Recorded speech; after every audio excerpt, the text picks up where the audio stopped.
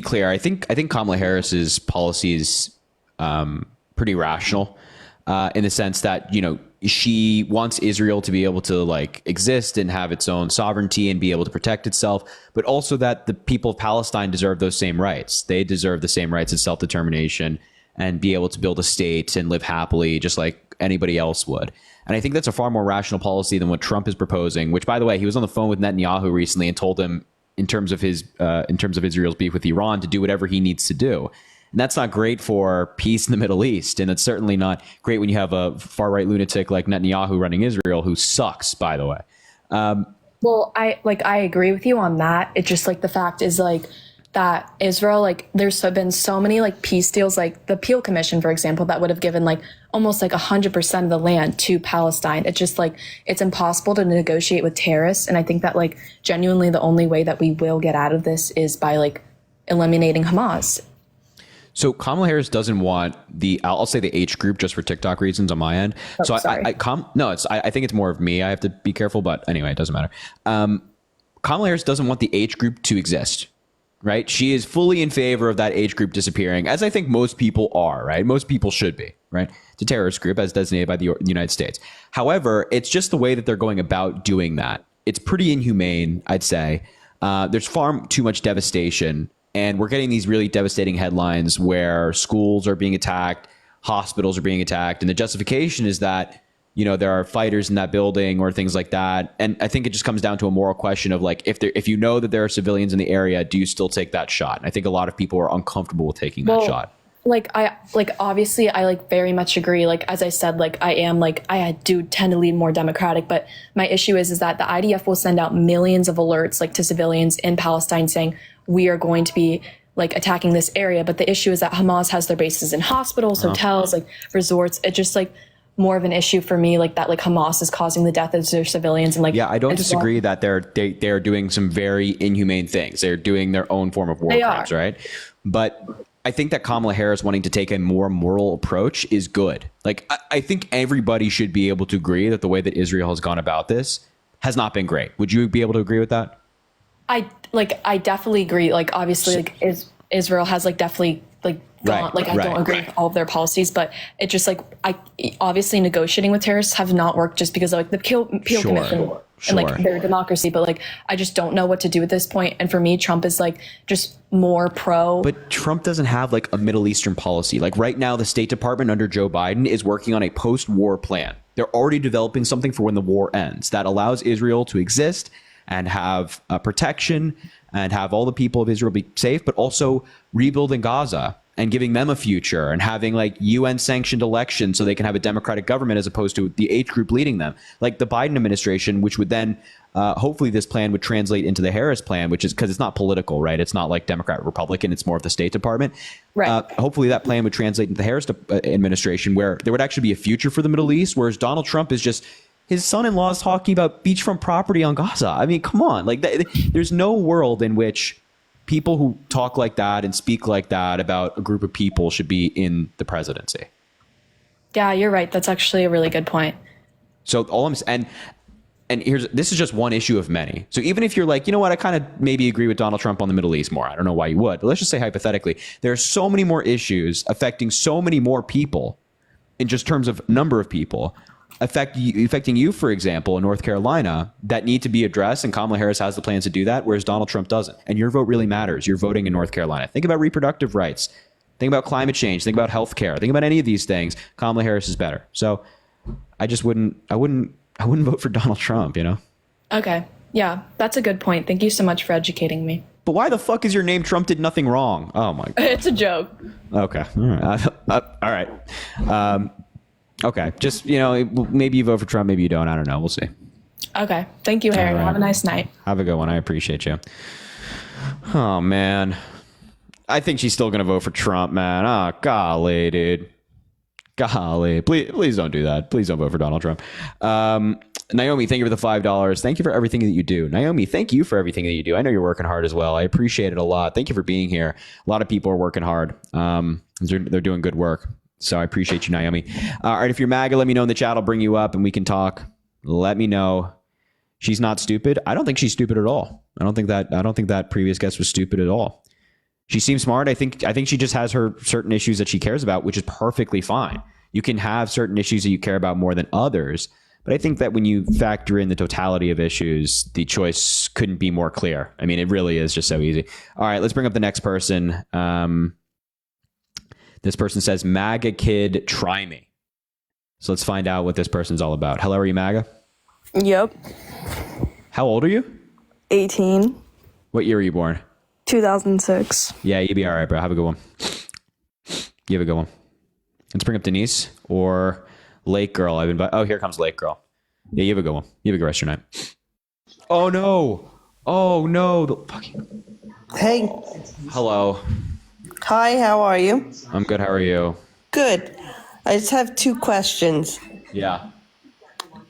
Did you watch the town hall with Anderson Cooper? Yes. Okay.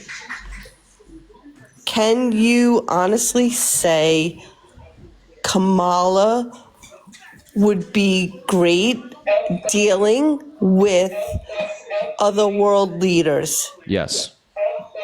She's a word salad. Have you? So let me ask you this: when Donald Trump talks about Hannibal Lecter, what does he mean? Answer the question. What does he mean? What are you talking about? Can I read you a transcript from Trump's podcast with Joe Rogan, and you can tell me like what he means? Go ahead. Okay, let me just pull it up real quick. I apologize. Just give me one quick second. Hopefully, I have it saved. If I don't, I won't be able to do this. No worries. Take your time. Hold on. Oh my God! Come on, I have it saved.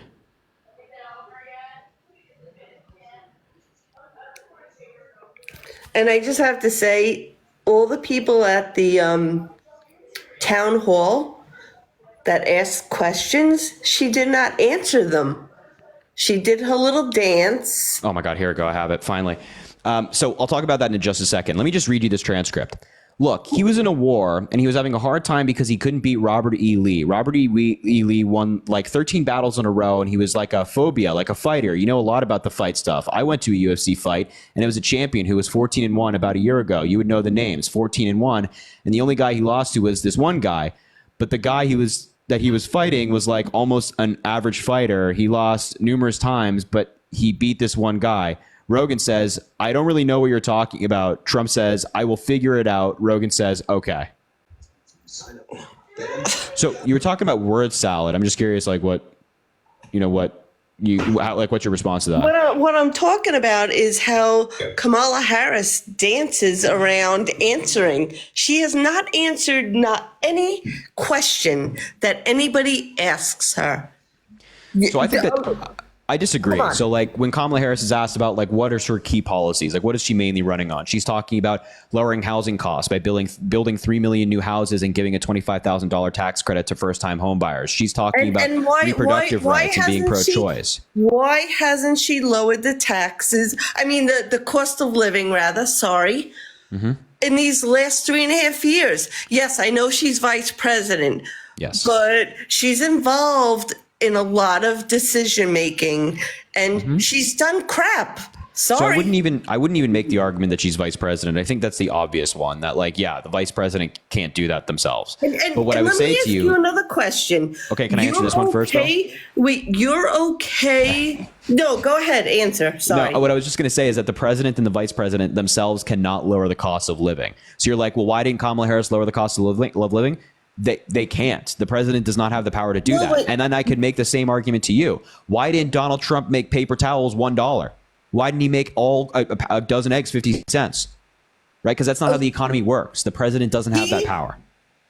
They were taking fuel. We were getting fuel from our country. We're doing that. We're actually drilling more oil right now than ever before in American history. We're drilling more than we were under Donald Trump.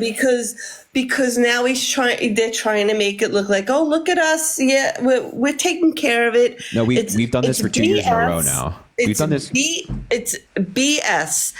And so I'm done this sorry. 2 years in a row I now. go to the food store and buy. All right, let's say I'm making basic tacos. It's costing me $50 to make freaking tacos. Come on. So just to be clear, we've been drilling high rates of oil for 2 years in a row now. So higher than Donald Trump for 2 years in a row. This is not like an election year thing. All right. And then, all right. And what are your thoughts about all these migrants coming over illegal? So, yeah. So first of all, I don't think it's costing you $50 to make tacos. If it Yes, is, it I would is. just, okay. I'll send So you my what are receipt. your ingredients for tacos? I will send you my receipt. What are your ingredients for tacos? Chopped meat, freaking taco shells, taco seasoning, beans, Okay. cheese. Let me add hold on. cheese. Sorry, let me add the cheese. Okay, taco shells. Yeah. And I don't Okay. know what state you're in. I'm in New York. Taco. You said meat, taco shells. What else? Beans. Beans. Beans. Taco seasoning. Okay. Hold on. What? Black beans? Pinto beans. Pinto beans. You got it. Pinto beans. But what state are you in? I'm in New York. Really? Yeah. Pinto beans. You said cheese, shredded. Yep.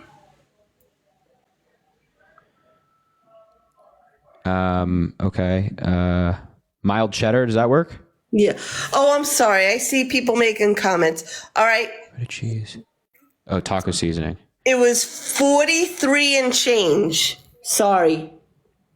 Okay. So 45. Close to $45. You said shredded beef, beans, cheese, taco shells, And this is at and Stop taco and seasoning, Shop. right? Stop and Shop. But you said all those things, right? You said beans, and just to be clear, these are the only things you said. I just want to make sure I'm getting everything. You had taco shells, Oh, pinto wait, no, beans, lettuce. Don't forget lettuce, tomato, lettuce. Okay. A head of Tomato. lettuce, right? onions. Okay. Wait. You'll see why I'm asking you this in a second. Okay. Yep. Here we go. Someone said hot sauce. Don't forget the hot sauce and sour cream. Jesus, I mean, well, now you're just making fucking gourmet tacos. I just don't know what to tell you. I'm making regular tacos. Okay, here we go. Lettuce. Oh yeah, I love that one. and Feeding 40 tomato. people, you jackass. What? No, not you. The person that just made a comment. Okay.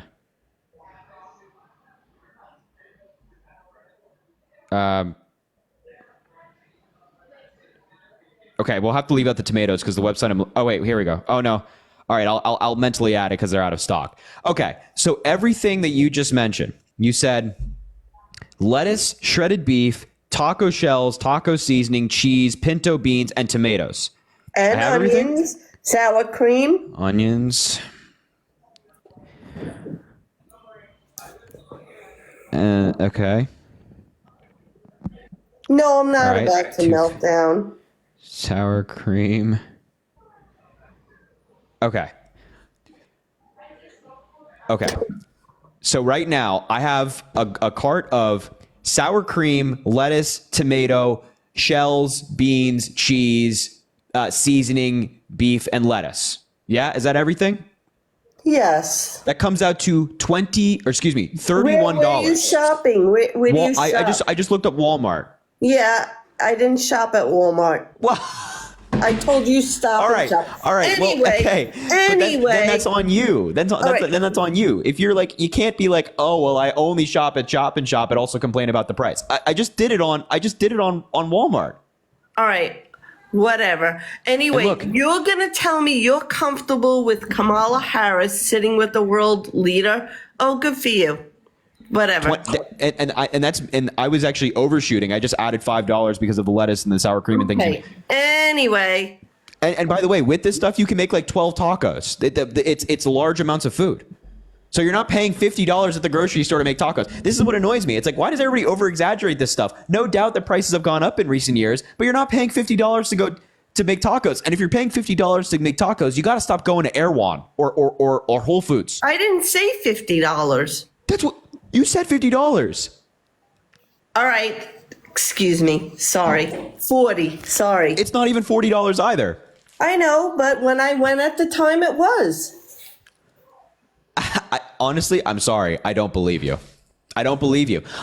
Maybe your entire But grocery you're order not was. answering. You're okay with her being in charge, sitting down with world leaders. You're okay with that. Yes, 100%. I'm way more confident and comfortable with her sitting down with world leaders than Donald Trump. It's not even close. What? Why are you all against Donald Trump? I want to hear Sure. why. Well, What has he done that's so horrible? So I'll answer two things. I'll answer why I'm against Donald Trump and why I'm more comfortable.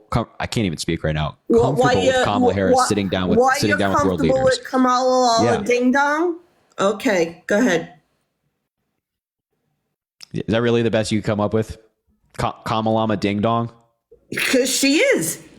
Okay. She's a jackass. She's a she's like a jackass. educated, highly educated lawyer. I don't think she's a jackass. You might disagree. Yeah. Might disagree with her policy, and that's fine. But to say that she's uneducated is like All a she crazy talks statement. about So wait, hold on. She's not talking about anything else. Hold on. You asked me a question, let me answer. Nothing. She's talked about you nothing ask but me questions and abortion. then you start screaming again and I can't answer your question.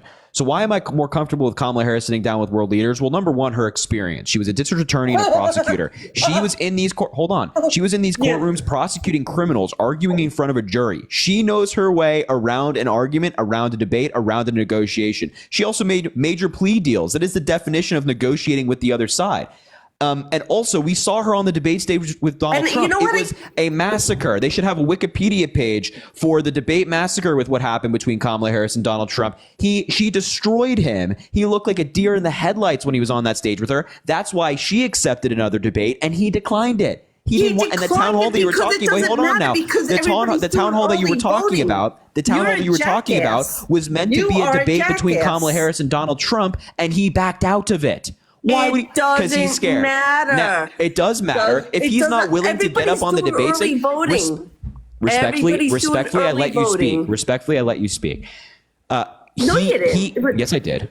Whatever. Yes, I did. He is too scared to get up on that debate stage with Kamala Harris. And if somebody is too scared to get on a debate stage, they shouldn't be president of the United States. Now, let's move to Donald Trump and why he's incapable of dealing with world leaders. Number one, we saw it the first time. And when he did, he got rolled over. I'm not done yet. His own advisors, his own foreign policy advisors, like John Bolton, for example, who, again, he appointed, he praised, he hired, said that Donald Trump got laughed at by world leaders because they knew they could take advantage of him. His other advisors said that he had no concept of American history, had no concept of world history. Nikki Haley said that Donald Trump got weak in the knees when he met with Vladimir Putin, and she stands by that comment.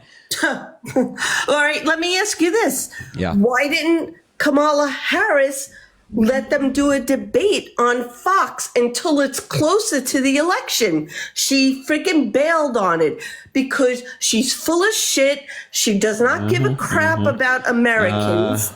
She does not. So, you tell me she does not. Come on. Thank you for the gifts, everybody. So Brett Baer, who, as you know, works at Fox News, he was going to be somebody that was hosting the debate along with his colleague. I think her name is Martha McCallum. But point is, Brett Baer said live on Fox News that it was no longer the Harris campaign that was holding up a Fox News debate, that it was Donald Trump. So Fox News' own moderator said that Donald Trump was holding up the debate. Kamala Harris said anytime, any place, she will debate Donald Trump, and he declined. Prior to, she picks to do a debate like 2 weeks before voting. When So everybody's what? doing early voting. Donald Trump did a debate in 2020 on October 20th, and now you guys have a problem with it being close to early voting? What? The last debate between Trump and Biden was October 20th in 2020. Again, where Biden wiped the floor with him, but I digress. Now Donald Trump says, I don't want to? Come on. This guy's a coward. Your guy, here's the funny thing. You guys screamed for so long about how you think Biden's not fit to serve. Now it's your guy who would be the oldest president ever if he were elected. And he's the guy who's canceling 60 Minutes. He's canceling podcast interviews. He's canceling debates because he's exhausted, according to his own campaign. His own campaign said that he's exhausted. Another question. What are your thoughts of what happened to Laken Riley? Terrible. And that young girl, all the other people that got murdered by illegal immigrants. But Kamala does not give a flying Kamala, shit. by the way. Kamala, whatever. It's Kamala. not whatever. It's Kamala. Now, She's a I think what jackass. happened Sorry. to I think what happened to Lake and Riley is tragic, and I think that And they the don't perpetrator care. should And they be. don't care. That's And not they don't true. care. That's- And they don't care. Okay. Do you know who Molly Democrats Tibbetts don't give a is? shit. Do you know who Molly Tibbetts is? No, I don't. You don't know who Molly Tibbetts? Well, of course you don't, because you only care when somebody's killed by somebody that's undocumented under a Democrat. Under Joe Biden, Molly Tibbetts, a woman from Colorado, was killed by an undocumented migrant, but you guys don't even know her name. You guys don't care. You're only bringing up these people's names for political reasons. You're going around screaming, Lake and Riley, Lake and Riley, Lake and Riley. You're politicizing her death to try to hit the Democrats on something. But when it happens under Donald Trump, you're silent. But you don't even know the name Molly Tibbetts. I say, do you know who this person is? You don't know. My God. By the way, you have to come back on TikTok Live. We can't hear you when you're off. There you go. Now, I think that the perpetrator should be prosecuted to the fullest extent of the law. Do you agree? Do you think that the person that they've arrested is guilty? Wait, hold on. Somebody Yep. just made a comment saying I'm racist. Okay, don't read the comments. You just can't read. Because I am. No, just please I stop am freaking out not over the even comments. close to being racist. So Please you don't- can. Stop freaking out over the comments. irritates me. Just stop freaking out over the comments. You're fine. The people say very mean things about me in the comments too. It doesn't matter. So you guys don't even know who Molly Tibbetts is. You don't care about her because it happened under Donald Trump. Now, do you think Well, that because the person who was fake arrested? fake news never talked about Molly Tibbetts. So Really? How do you think I found out about it? how did you find out about it? By reading it on the news. My God. Now, do you think that the perpetrator who killed Lake and Riley, the person that they've arrested, do you think that guy is guilty? Absolutely, But he hasn't been convicted yet. Do you think he's guilty? I do. Okay, so then why do you think Donald Trump isn't guilty Guilty of what? of the crimes he's been indicted of? What crimes? Stealing classified documents, trying to overturn an election he didn't win. He was convicted already in New York of falsifying business records in the first degree. And then, of course, you have Georgia's case with also trying to overturn the election there. So you're comfortable with saying that the person who killed Lake and Riley is guilty without having a trial. But when it comes to Donald Trump, you think he's innocent and that he's being politically persecuted, I assume. Oh my God. It's just hypocrisy. It's just utter hypocrisy. You don't believe in due process or you do. It's like with Donald Trump, you're like, well, due process. When it comes to an undocumented migrant, you say, oh, they're guilty I'll tell you right automatically. now, I do not feel safe in this country. You should feel safe. I don't. Crime has gone down every single year in the Biden presidency. Every single year. Get out of here. What world do you live in? Have you walked The through FBI. New York City? The FBI. Have you walked through New York City? Yes, I have. The FBI is reporting this data every single quarter. And every single quarter, every single year, it's gone down. And especially in the major cities. Crime in New York City has gone down dramatically in recent years. Thank you for the subscription. I appreciate you. Venmo, Cash App in the link in the bio, by the way. Sorry. You have to come back to TikTok Live. We can't hear you. Jessica, thank you for the $5 on Venmo. Voted blue down the ballot in Florida today. I love that. So glad to hear that. You have to come back to TikTok. We can't hear you when you're off the app. I'm looking up something. I'll be right back. Two seconds. Okay, go ahead.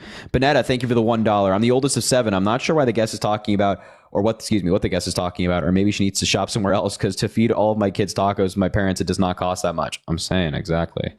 Justin, thank you for the $2. Thank you for turning me on to pickles. Still love you though. No problem, Justin. I appreciate the $2. Venmo, Cash App in the link in the bio if you want to support the live.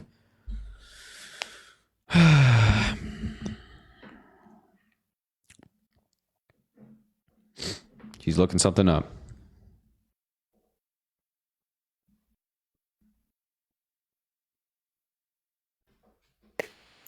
Explain this to me then. Hold Okay. on. Am I allowed to post on here? I don't think you can. No. All right. I'll post later. What are you trying to post? Just a list of people that are all corrupt. What? What list of people? I'll leave and I'll post it. I'll show you. But what is this? What is this meant to prove? To show you how they're all intertwined. They're all. This is gonna be some I'm crazy done. shit. It's time for me to leave. I'm out. Okay. All right. You have a good one. You too. Thank you. Appreciate it. Enjoy. All right. Jeez Louise. Whatever list she was about to show was about to be the craziest list ever. About to be the most ridiculous thing you've ever seen in your entire life. I'm calling it early. Late Girl's worst listener tonight, says Carrie. Yeah, I don't doubt that. Let's bring up Chris. He says he's MAGA. Let's give him a shot. Remember, only request up if you are MAGA. We're only looking for some debates this evening. Hello, Chris.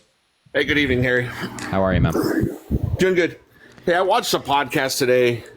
Well, I watched two of them that I'd like to ask you some questions about and get your opinion. So I watched one that was kind of interesting about every election going back like 50 years about the October surprises.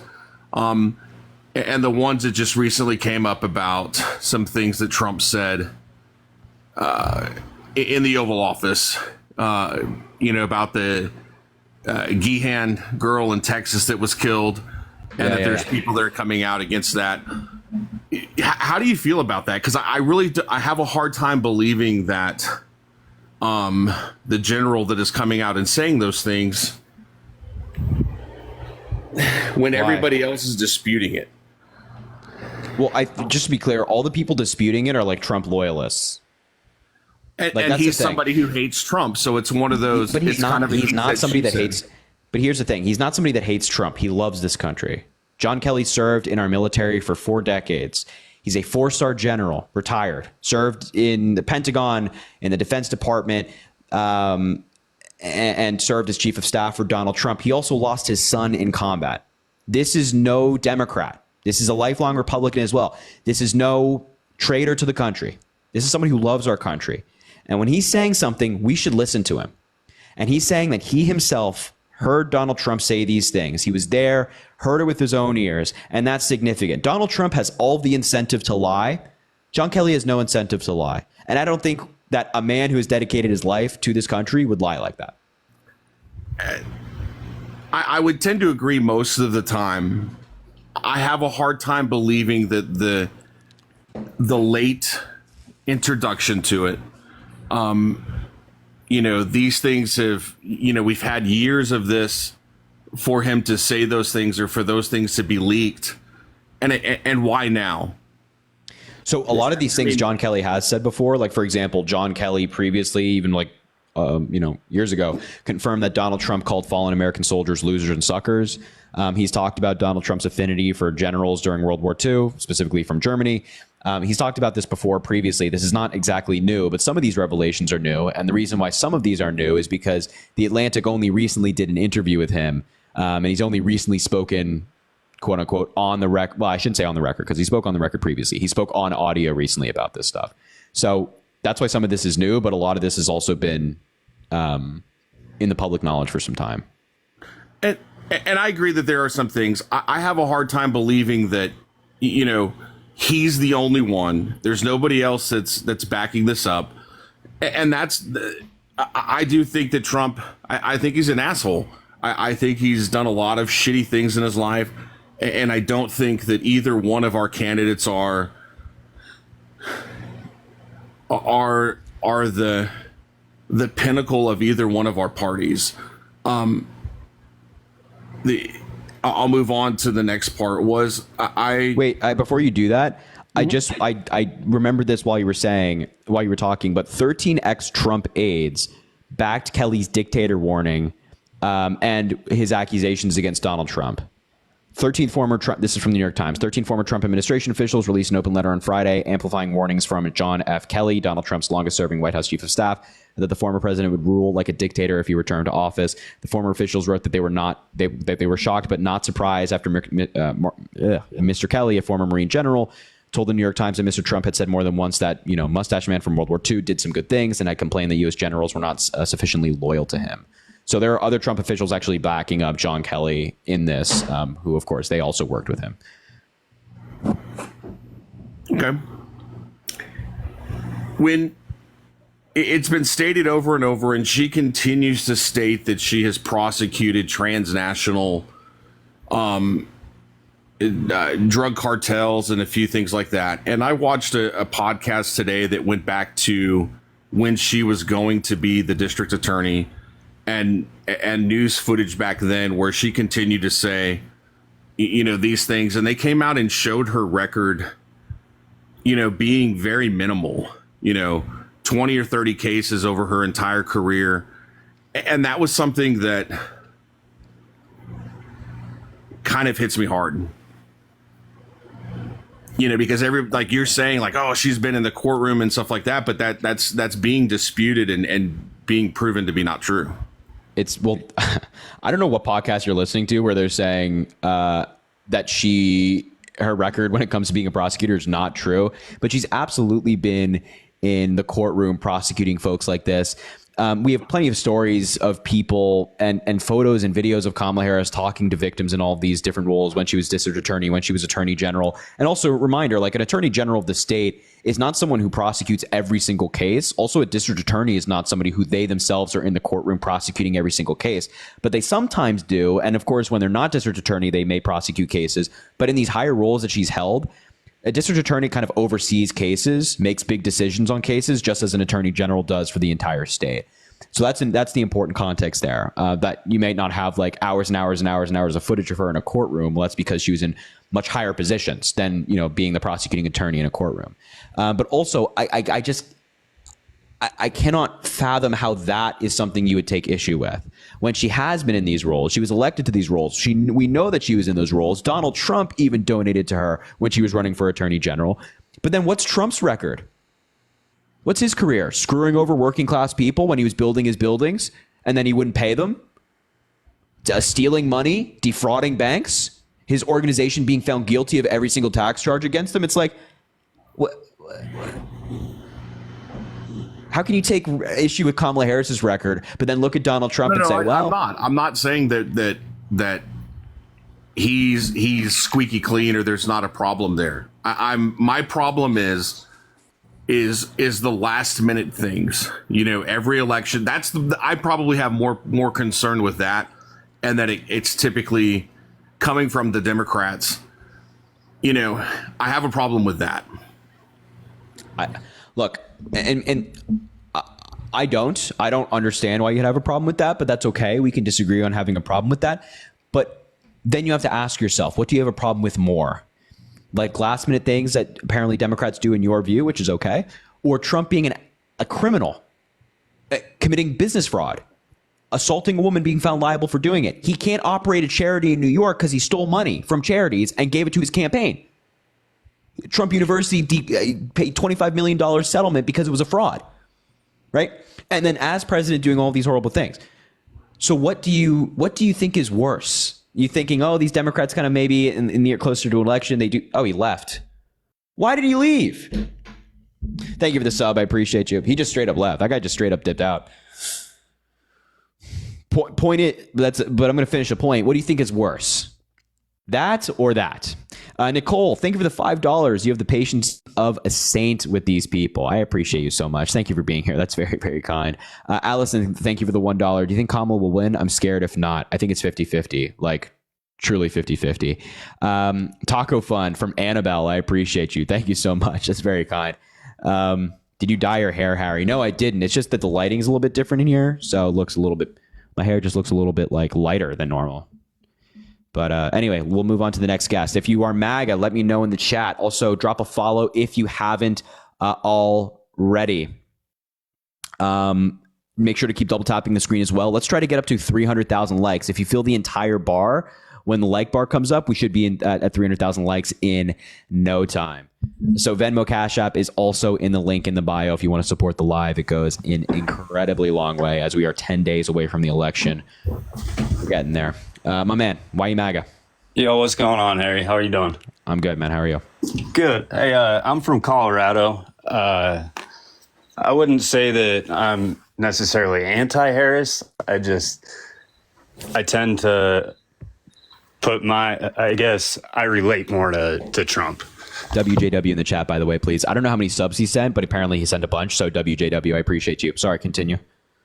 WJW. I like his foreign policy. I like that he wants to keep gas powered and fracking, those sort of things. What's your view on energy, fracking, drilling. Kamala's kind of flip-flopped on those things. So I would love to talk about Trump's foreign policy in just a second. I want to know what about his foreign policy you like, but when it comes to fracking and fossil fuel, we're currently drilling more oil and producing more right now than ever before in American history, more than the Trump administration, more than any country in the world right now. So I think it's a pretty hard argument to make to say that Kamala Harris is anti-fracking or anti-fossil fuel. And I totally agree that over time, Kamala Harris has had different views on fracking. No doubt. Right. She said in 2020, she had one view, and then she evolved on the position. I actually think that is representative of a good leader. I think good leaders actually change their views when they're presented with new information, and they're willing to adapt and evolve. If they're wrong, they'll admit that they're wrong. But I think bad leaders and egotistical leaders kind of dig their heels in the sand. That's something that Donald Trump does, whereas I think Kamala Harris is willing to evolve and change her view if she's wrong. And I think that she was probably incorrect on fracking at the time. I don't think we're there yet. And she is now reflecting that in her policy. And if she got elected president, she would not try to ban fracking, just like they have not tried to ban fracking in the past 4 years. Right. And I'm not saying necessarily that she's anti-fracking. I'm just saying that my issue is her flip-flopping on it, whereas Trump has been one that's solid on it all the way through. I guess, and also being from Colorado, you know, the Keystone Pipeline, things like that, I might have a biased opinion, but that is one big thing where I would favor Trump over Harris. I also went to his rally in Aurora about a week and a half, 2 weeks ago. Sorry I had to experience that. I mean, I don't think it was terrible. I think he made a lot of good points. Thank you, Maxwell, for subscribing. What good points would those be?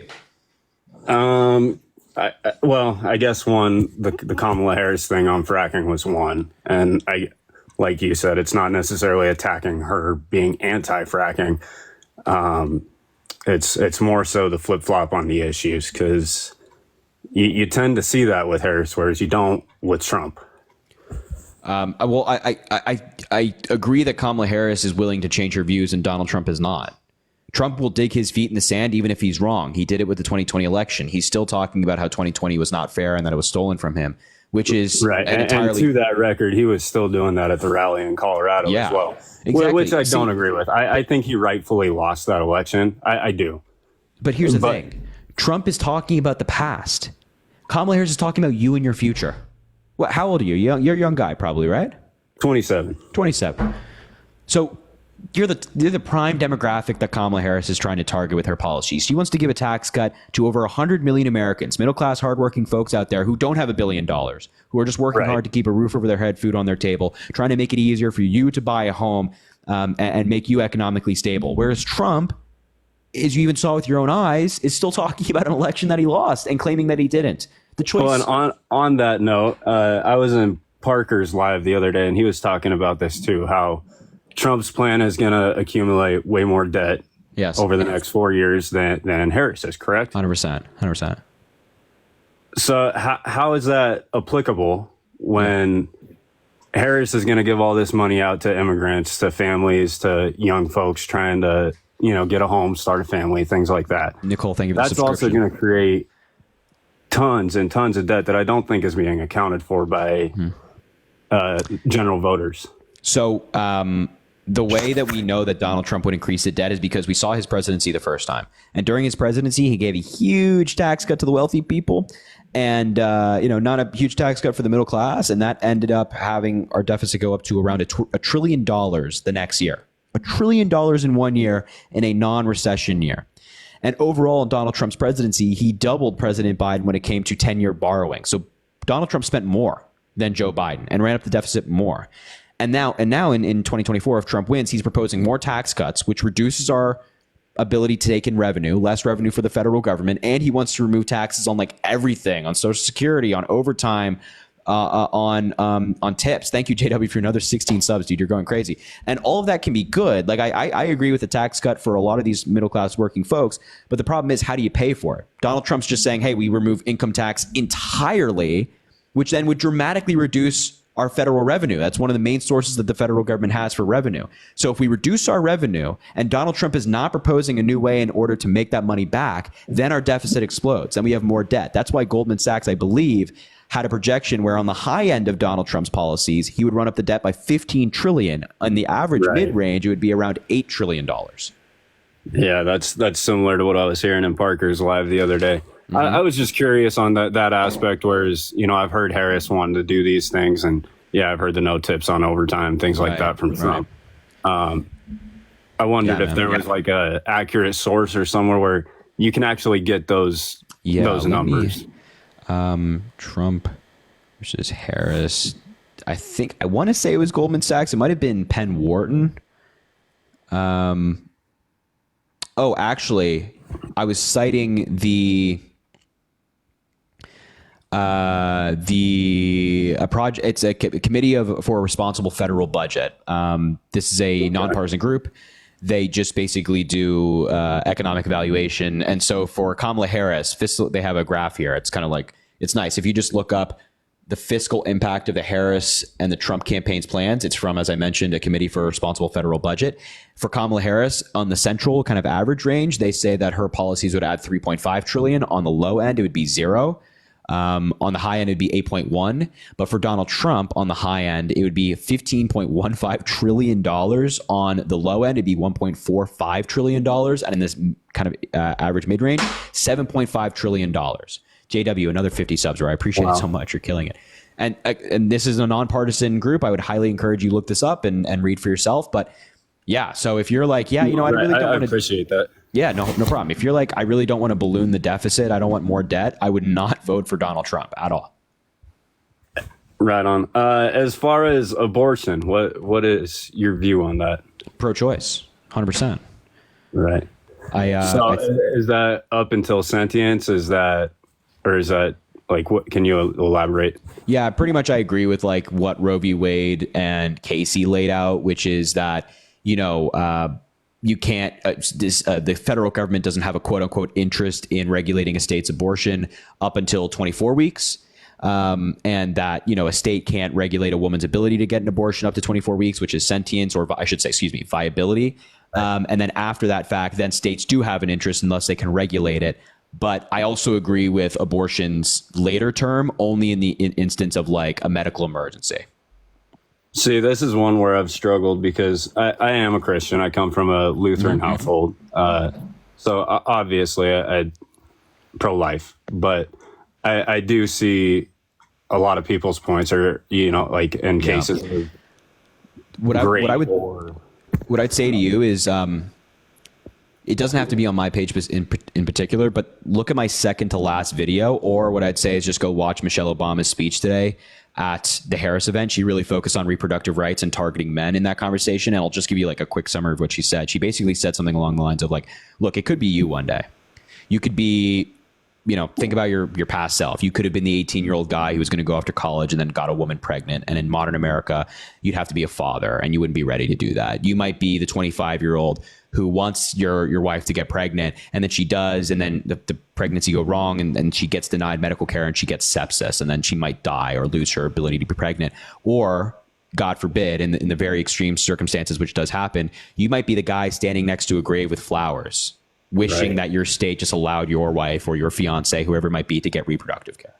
It's like this stuff is really happening. People are dying because of it. And it's perfectly fine for you to be pro-life. You and your own family might say, you know what, I'm just not comfortable with that. But there's no point in regulating other women's bodies because that only leads to worse health outcomes for the entire country. We're already seeing maternal mortality go up. It went up 56% in Texas since Roe v. Wade was overturned. And that's no coincidence. So I'd say you can be pro-life, no problem. You can be pro-life for yourself. That's fine. But if a woman like in California that you don't know wants to get an abortion, I don't see much value in preventing that, Right. And I think that's one of those issues that nobody's ever going to see eye to eye on it. I just wish that, yes, I do wish that all the states were the same way across the board on it. I wish that women in one state didn't have more rights than another. I don't think that's right. But I also think that it's not right to be getting an abortion late in the term or, for reasons that you shouldn't. Sure, yeah. And the good news is reasons that you should, or like unfortunate reasons, yeah, of course, there should be medical care for you and your family to take care of that. Yeah, and like the good news is that only less than 1% of abortions take place in the third trimester, and all of these abortions are for emergency medical reasons. Most people get their abortions in like the first 8 to 10 weeks of them being pregnant. So, right. As far as border security, like I said, I know I told you I'm in Colorado, so I kind of get a first-hand look at obviously what Trump would say is these people overtaking our cities, which is not true. Don't believe that. right. There is a lot of presence of them around, so I think that's worrisome to people, or it's a change, right, that we haven't seen in the past 4 years. So you see this in fluctuation of many people coming across. My thing is, I've heard different numbers from Trump versus Harris. How many of those are actually documented criminals or, coming across the border? What is the problem with, I know Trump likes to say a massive deportation or liberation day. Yes. What is wrong with doing that? I realize keeping those people here adds to our GDP. There are benefits to it.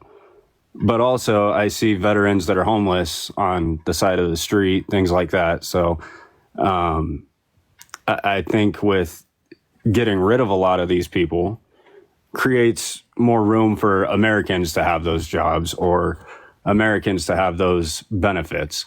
What is your take on that?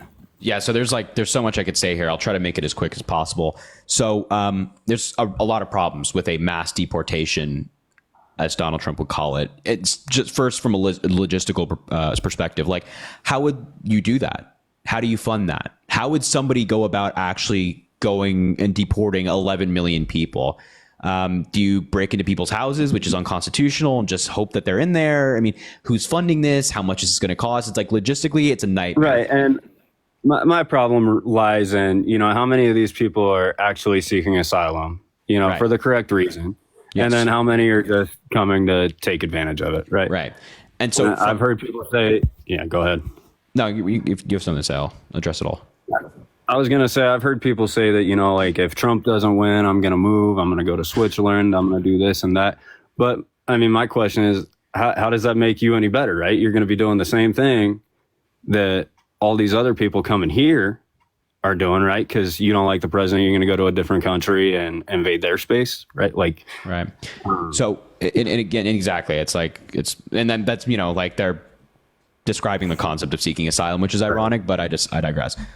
And then once we get into like the whole deportation and what the effect would be on the United States, that would be catastrophic for the country. I mean, a lot of these people are working jobs. They're interacting in their community. A lot of these people have been here for a long time and they've started families here. Their kids are American and their kids play on the soccer team. Maybe they are the coach. And you just rip them out of their communities, rip their families out of the communities, out of their jobs that we will not be able to fill. It's like that would hurt our economy so greatly. It would hurt our federal revenue because a lot of these immigrants do pay taxes. And right now, native-born Americans cannot fill the workforce. Actually, this influx of immigrants has greatly helped us in terms of keeping our economy afloat in recent years because of COVID. And that's one of the reasons why we have the strongest economy in the world right now. There was a Congressional Budget Office projection that over the next 10 years, our federal revenue will increase by $1 trillion and our economy gets $7 trillion bigger because of the influx of migrants. So not only is it logistically a nightmare, it would be devastating for our economy, but also I just think it's immoral. Like, as I just described, like if there's somebody that's been here for 10 years and maybe they stayed on an expired green card, but they're working in their community, they're productive, they're giving back, they haven't even gotten anything such as like a speeding ticket. Why would we deport them? Why would we remove them from their community? Why instead would we not offer them a pathway to citizenship? Because isn't that the type of person we want in the United States? Right. And that's where my question lies of how many of these people are actually documented criminals? How many are, right, a negative aspect to society? And that's the thing. Like the Democrats, if there's somebody out there that's a criminal that's going around assaulting people or taking people's lives, get them out. I don't care. Deport them, prosecute them, putting them in American jail, no problem. But if they're a productive member of society, there's no reason to deport them. But Donald Trump is saying, yeah, let's waste all this money, all these resources, and do something that's just heinous. Just because he wants to. at the end of the day, Trump is making undocumented migrants and migrants generally the butt of his campaign. He's saying that all of our problems is because of them, when in reality, the data does not show that. There's no data that shows that. So yeah, that's why. One more thing that I would like to touch on is lately the whole rhetoric, the anti-Christian rhetoric about Kamala Harris, right? I don't believe that she's truly anti-Christian, all this stuff that's coming out. But it is kind of concerning to me when she tells Christians at her rally to get lost or this isn't a place for you. Could you, I don't know, not defend her, but maybe put some insight onto why she would act in such a way? Yeah, no problem. 100%. So this is something that a lot of Republicans have been talking about recently. And Kamala Harris was not kicking them out because they're religious. They actually started screaming at her that she's a liar. They were screaming anti-abortion comments at her. They were just saying, like, you're lying, and then screaming pro-life things. And then they followed up at the end with a religious statement. So they weren't being kicked out because of the religious statement they made. They were being kicked out because they were, one, interrupting the rally, but also, two, calling her a liar and saying that she was evil for supporting abortion. And I think that, like, if you flip it on its head, like, for example, if somebody was at Donald Trump's rally and they were claiming that he was evil because he's pro-life and they were calling him a liar, do you think that he would let them stay? Yeah, it's probably the same view. And I had a wonder if those were Trump supporters or, but I think that is something that's very concerning for people like me and that are Christian or, have that background, because I mean, that's a pretty bold statement to be telling people like that, get lost. And then I know, again, like you probably, it wasn't because they were religious. It had nothing to do with their religion. It was the fact that they were interrupting the rally. That's kind of what Trump has made it out to be, right? And maybe in a Trump supporter. Right. Of course he has. Of course he's made it out to be that, but it's not that. And there's like a really great. Are you familiar with a website called Verify This? Yes. Any chance? Yeah. So Verify This is great. They do a lot of amazing fact checking. They talked about this. They included the clips and the specific timestamps on the C-SPAN stream of them getting kicked out, and it had nothing to do with their religion. It was just because they were interrupting the rally. So cool. Right on, Harry. Well, you cleared up a few of my concerns, so I appreciate your time, and you're great at what you do, man. Keep it up. Thank you, sir. Hey, I appreciate everything you're doing in your personal life as well. Thanks for coming up and having the conversation. You're welcome back anytime, all right? Right on. Thanks, Harry. Take care. All right, man. Have a good one. Have a good night. See, another good guy. I'm telling you, man. Hold on. I'll say what I want to say in just a second. JW, thank you for the $50 on Venmo. You sent like 100 subs as well, and $50 on Venmo. Dude, you're insane, JW. I appreciate it so much. Please fill the chat with some more W's for JW, saying subs and some spare cash. Hope you're well tonight. JW, I'm well, man. I hope you are too. Thank you, brother. Fill the chat with W's for him. He's the go, man. Seriously, I appreciate it so much, my man. Thank you. That's crazy. 50 subs, $50. You're kidding me. Devon, thank you for the $5. Literally just finished the interview. Sister couldn't name a single piece of legislation. Go figure. You did your thing and don't flip. Hey, actually, I just posted a clip for my debate on the Steiny podcast the other day on my page, on my Instagram, and on my YouTube. So if you want to go check out that clip, there's going to be more coming tomorrow and the next day. So that's what they're referencing. But I appreciate you, Devon. Thank you for being back here. You're always here. Jill, thank you for the $5 saying lives. I appreciate it, Jill. Thank you for being here. Sommer, thank you for the $3. About to blast your live at this Halloween party because what's scarier than MAGA? Literally nothing. Sommer, what a great idea. I think everybody at this Halloween party needs to hear why MAGA is crazy. I like the idea. I appreciate you being back here. Lisa, thank you for the $20. Keep up the good work. Enjoy your debates. Lisa, I appreciate that so much. Thank you for being here. I always enjoy when you and many others are here. You guys are great. And Zach, thank you for the $20 on Cash App, my man, saying, getting nervous. Any suggestions on how to help? I'm in Mass, but we'll go to PA if it help. So you definitely can't vote in PA now. The registration is passed, and also you'd have to actually live in Pennsylvania. But in terms of what you can do, man, I just say, hey, take some deep breaths and grab a clipboard and lace up those shoes. If you want to head to Pennsylvania and knock some doors, you can definitely do that. If you want to make some phone calls and phone bank, you can definitely do that. There's so many things you can do going up to election day to make sure that people are getting out to vote or changing people's minds. You can do it. You can be part of it. You can feel good at the end of the day that you did your part. Get out there. Get out there and knock some doors. It's as President Obama would say, grab a clipboard, lace up your shoes, and get out there. I like that. So what I was going to say is that gentleman we just spoke to, a good guy, right? A good guy, might disagree with me on some things, but I think that at the end of the day, there are a lot of good people out there who just disagree, but they're not Trump supporters. I really fundamentally believe that they're not Trump supporters. You know what I'm saying? Like, if you talk to them more, I really think that they're not Trump supporters. I truly in my heart, I believe that. What's up, Dominic? Wait, Venmo, Cash App in the link in the bio, by the way, if you want to support the live. Drop a follow if you haven't already. Also, double tap the screen. Let's try to get up to 500,000 likes. Dominic, my man, why are you MAGA? Well, I'm not necessarily. Wait, how old are you? I'm 18. What year were you born? 2004. Math ain't mathin', cuzzo. Math ain't mathin'. The math ain't mathin'. It's just not. It ain't mathin'. It ain't mathin'. Sarah says she's MAGA. We'll send her an invite. Chris is here. Maybe. Oh, what a terrible surprise. I mean, what a horrible surprise. It's terrible that this guy is already up here. I mean, what a disgrace. If you're MAGA, let me know in the chat. For You Love says she voted yesterday. Fantastic. You are amazing. What am I trying to say? Oh, look at this guy. Chicago Joe wearing a MAGA hat. I got to invite this guy up here. What a terrible surprise. You scared to debate me, says Jade. Jade, we'll get you up next time. Hello? Hello, bro. Chicago Joe, bro. Hello, bro. You got to come back on TikTok live for us to hear you. Hello? I hear you. Yeah, why you MAGA, bro? What you mean? Trump's the greatest president of my lifetime, bro. Why not? Okay. Can you name 5 policies that he got passed through Congress? Yes, I can. Go for it. All right. So, first of all, you got to come back to TikTok live. You can't go on Google and speak. But we can't hear you, dude. Come back. No, you have to be on TikTok, man.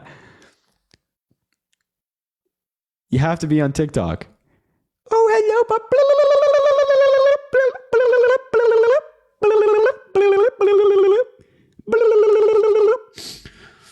Yo, JW, another 50 gifted subs, bro. You're going insane, bro. What the hell, dude?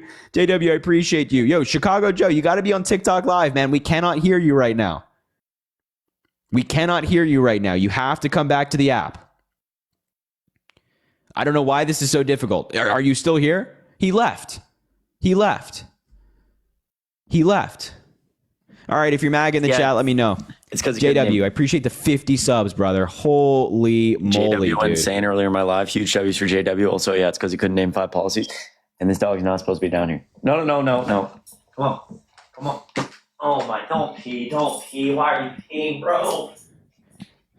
Okay, while he does that, Venmo, Cash App in the link in the bio if you want to support the live. Also drop a follow if you haven't already. We do these lives all the time. 10 days left until the election. We're trying to convince every single voter, reach as many people as we possibly can. Also double tap the screen. Let's try to get to 500,000 likes. And again, thank you, JW. All the subs are popping up on the screen.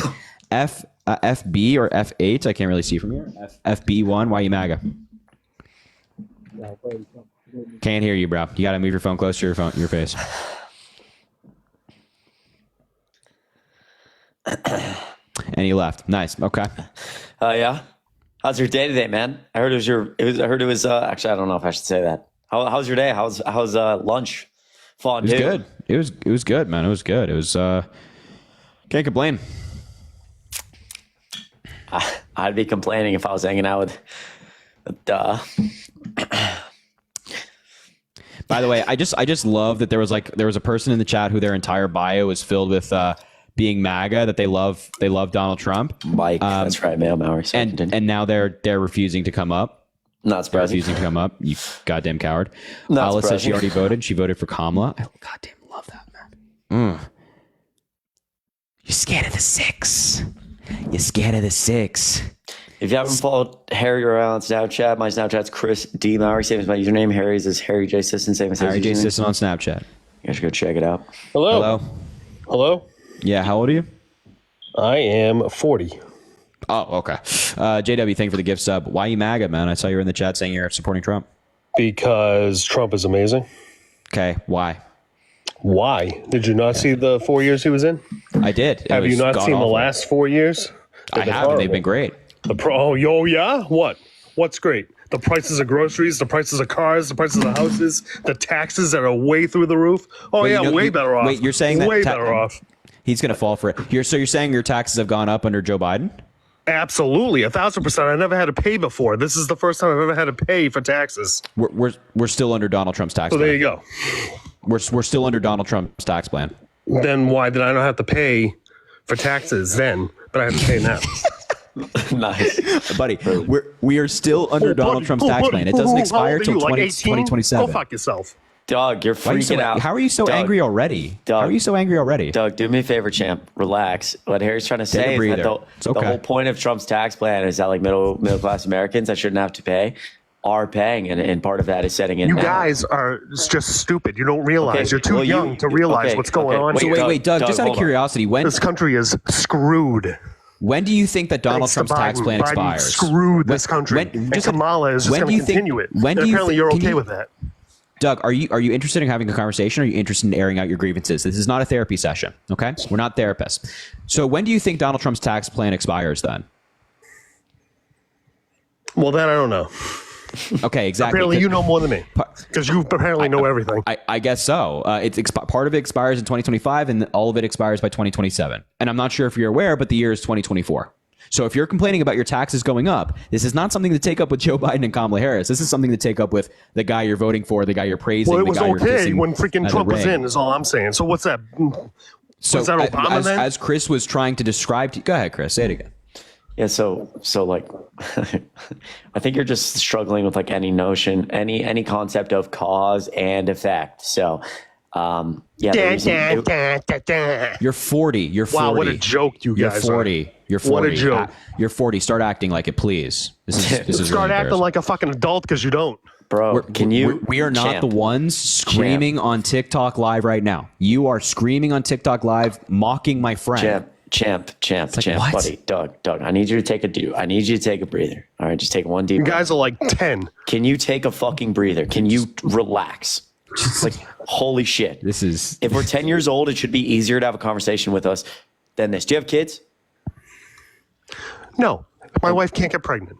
Okay, well, I'm sorry to hear that. Okay, just take a breather for just a sec. What I was trying to say is that under Donald Trump's tax plan, your taxes may have been lower initially, but as they phase up, you're paying more in taxes, which is part of the reason we say that like Donald Trump's tax plan really hurt the middle class more than and benefited billionaires, but also like in general conversation about the economy. I'm not a billionaire, so I'm Okay, that's the point. That's the broke as crap, man. That's the entire point. That's the point, right?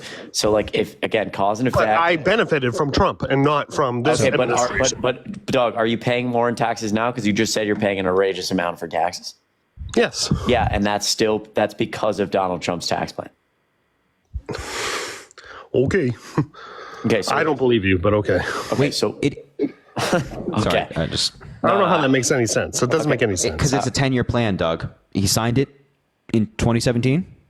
Yeah, and it expires Biden got over rid of 10 years. everar single thing Trump did All right, his first day in office. relax. Doug, relax. Donald Trump's tax plan is still in effect. I mean, again, facts don't care about your feelings. You can Biden threw everything out that Okay, Trump did dude, his can first you day in fucking office. relax? Did you not Doug, see him Doug, signing Doug, all those rules? let's try to have a conversation. So how about this? Can you name?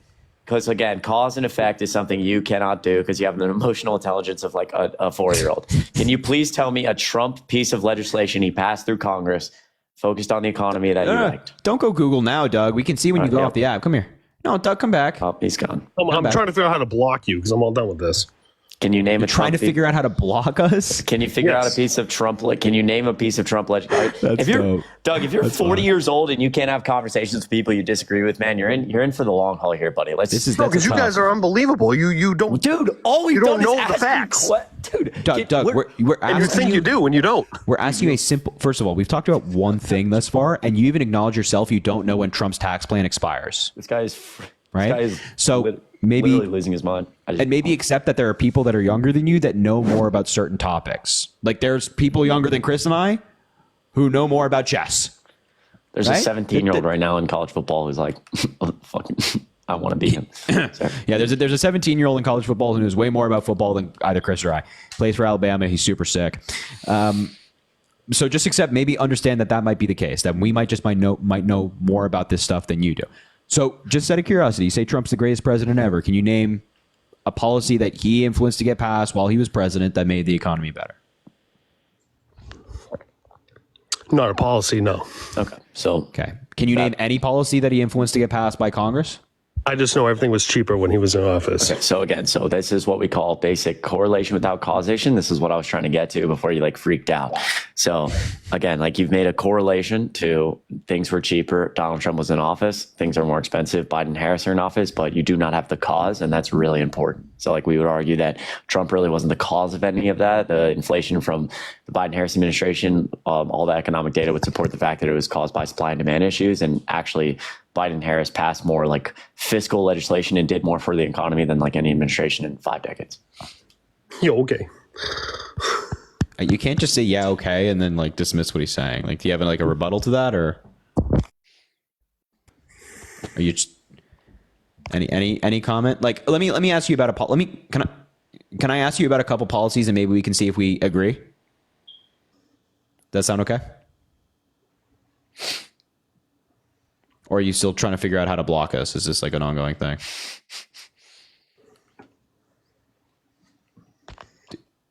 Doug, we can still hear you. Doug, So does your wife can I- like enjoy your presence, or does she like have a boyfriend? She agrees with me 100%. Well, does she have a boyfriend she sees on the side? Because this conversation has been absolutely insufferable, and I'm 22 years old. Please give me something better. Please. I'm freaking losing my mind here, dude. Like, I want to have a conversation with you. You seem like a decent guy. I understand you're struggling. Like, a lot of people are struggling in this economy, but we're just like, you're getting so angry. I just don't feel like that's necessary. So Doug, can I ask you about some? Well, is this guy really having this much trouble trying to block us? Doug, can I ask you about? Can you come back to TikTok and I can ask you about some policies that we might be able to agree on? This is actually unbelievable. I probably shouldn't have said that. I'll go ahead and apologize to Chad. I'll apologize to Chad as well. That was not appropriate to me. That was rude. That was not considerate. I apologize. Oh, yeah, that was rude. I shouldn't have said that. You can come back to the app and have a conversation. I'm going to take that one on the chin. That was not appropriate, Doug. I shouldn't have said that, but I do want to conversate with you, and it's becoming difficult. And then he left. Okay. All right. Well, That was genuinely the most outrageous person I've interacted with on TikTok. Like, that was a 40-year-old man.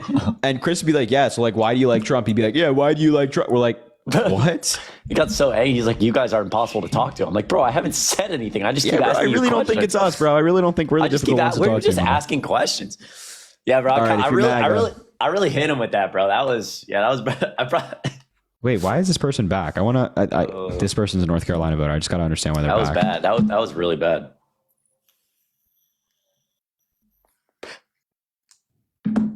Okay, maybe they're not actually back. All right, it's that big country. I was nice in my life today. I'm gonna be nice. Daisy, thank you for the $2. Happy Friday and $1 live fee. I love you, cutie. Daisy, I appreciate you so much. You're awesome. You're always here supporting the live. And an extra $1 for saying Friday when it's Saturday. Did I say it was Friday? Oh no, you said it was Friday. Yeah. Okay, good. Gotcha. Well, I appreciate that. Thank you for being here. Raul, thank you for the $5. Republicans that are on the fence with a heart, just vote your conscience. Your vote is private. Exactly. I like that, Raul. Spot on, my man. Venmo Cash App in the link in my bio. If you want to support the live, drop a follow if you haven't already. Double tap the screen. Let's try to get to 600,000 likes. Fill up that entire bar. Big country, my man. Why? Why are you MAGA? Okay, I got to admit, I'm not. I'm just a big fan of you, and I figured I would get your attention. Hey, bro, I'm a big fan of you too, man. I appreciate the support. I actually voted for Biden. I'm 25, so this will only be my second time. I turned 25 Gotcha. Tuesday, actually. I still love it. Happy early birthday, man. But yeah, I voted for Biden, and I'm voting for Kamala. But Fuck yeah. I just figured it would be a way to get your attention if I flooded the comment with MAGA. Well, You and Dean honestly got me into wanting to debate people on these lives, to be honest. Dude, that's awesome. Well, hey, thanks for being involved, making your voice heard, man. Debate changes minds, it changes hearts. So you're doing your part, and I appreciate that a lot. Thank you. Yeah, man, absolutely. So listen, I'll drop you down. I appreciate the support. Means the world to me, and keep fighting. All right. For real. Just had to say what's up. Yes, sir. I love that. I appreciate it a lot, man. Thanks. Have a good one. All right. You too, man. Thanks, man. Be safe. Guys, nice double tap the screen. If you haven't followed Harry above, you should. And go check out his most recent YouTube video. It's link in the bio. Also follow Chris and I on Snapchat. It's the exact same as our usernames. Chris D. Mowry on Snapchat, Harry J. System on Snapchat. We post on there. It's fun. Venmo, Cash App, and the link in the bio as well. Jade, hello. Hi, I just wanted to come up here. Can you hear me? Yeah, how old are you? I am 23 and I was born in 2001. So I just want to say that I'm a big fan of you. I've been wanting to come up here so bad. Like it's been like almost a month. I've been trying to come up here and say that I love you and you are amazing. You, Chris, Parker, Dean, everybody. I don't so know kind. really, We appreciate that. Yeah, I love you guys so much. So Jade, thank you. We appreciate that. It's very kind. Thank you for saying that. I think from the bottom of my heart and Harry's as well, it truly like means a lot. You rock, seriously. Yeah, seriously. That's what I was like. Harry's scared to debate me, so I'm like, okay, he gonna really put me on the. Yeah, you know when somebody says that, I'm like, damn, I gotta like. He's like, I gotta know what's up. I gotta know what's up. I gotta know why this person's talking so much. But this is way better than one of those freaks. I appreciate you, Jade. Oh, I appreciate you too. Thank you. I'm gonna drop down. Have a good Be one. safe, I appreciate Jade. Thank it. you so much. Yeah, WJ in the chat. We are looking at the moment for real MAGA. They're scared tonight. I was struggling for a bit in my life with even a good amount of people, but there's no hate at all. Like Jade, you're absolutely incredible. We love you. Thank you so much. Like truly means the absolute Shout out Jade. Brings a smile to our face. Megan, thank you for the $5 for dealing with Doug, the most difficult adult I've ever had to deal with. I mean, it's like, oh man, it's like everything we'd said, he'd go like, yeah, right. We're like, what? that was definitely a thing. That was a thing. Yeah. Adrian, my man, why are you MAGA? Yo, can you hear me? Yeah, I can hear you. Okay. I don't know. Personally, I just from the first. So we all saw how it was with Trump. I feel like the war's going down. Pretty much, there was not a lot of new wars, and just no new conflicts. That's what I really liked. I also like his stance on abortion, and I'm not saying Trump is a great guy or anything. I agree more with him than I do with Kamala. I disagree. I don't think you do. And we're going to get to like how you don't in a second, but I don't think you actually agree with Donald Trump more. I think you agree with like the person you've made Trump to be in your head. But when it comes down to policy, I don't think you'll agree with him. So let's start with foreign policy. No new wars started directly with the United States being involved, but also no new wars started directly with the United States being involved in terms of troops under Joe Biden. Matter of fact, for the first time this century, we are not in a war. The United States is not at war. For the first time in our lives, mine and Chris's lives, we are not in war because Joe Biden ended the war in Afghanistan under his presidency. Less American troops have died abroad under Joe Biden than they have under Donald Trump. Donald Trump increased drone strikes 450% in his presidency. Thousands of innocent people died. In Afghanistan, innocent civilian deaths went up by 330%. Donald Trump even himself talked about how he dropped the, quote, mother of all bombs on Afghanistan.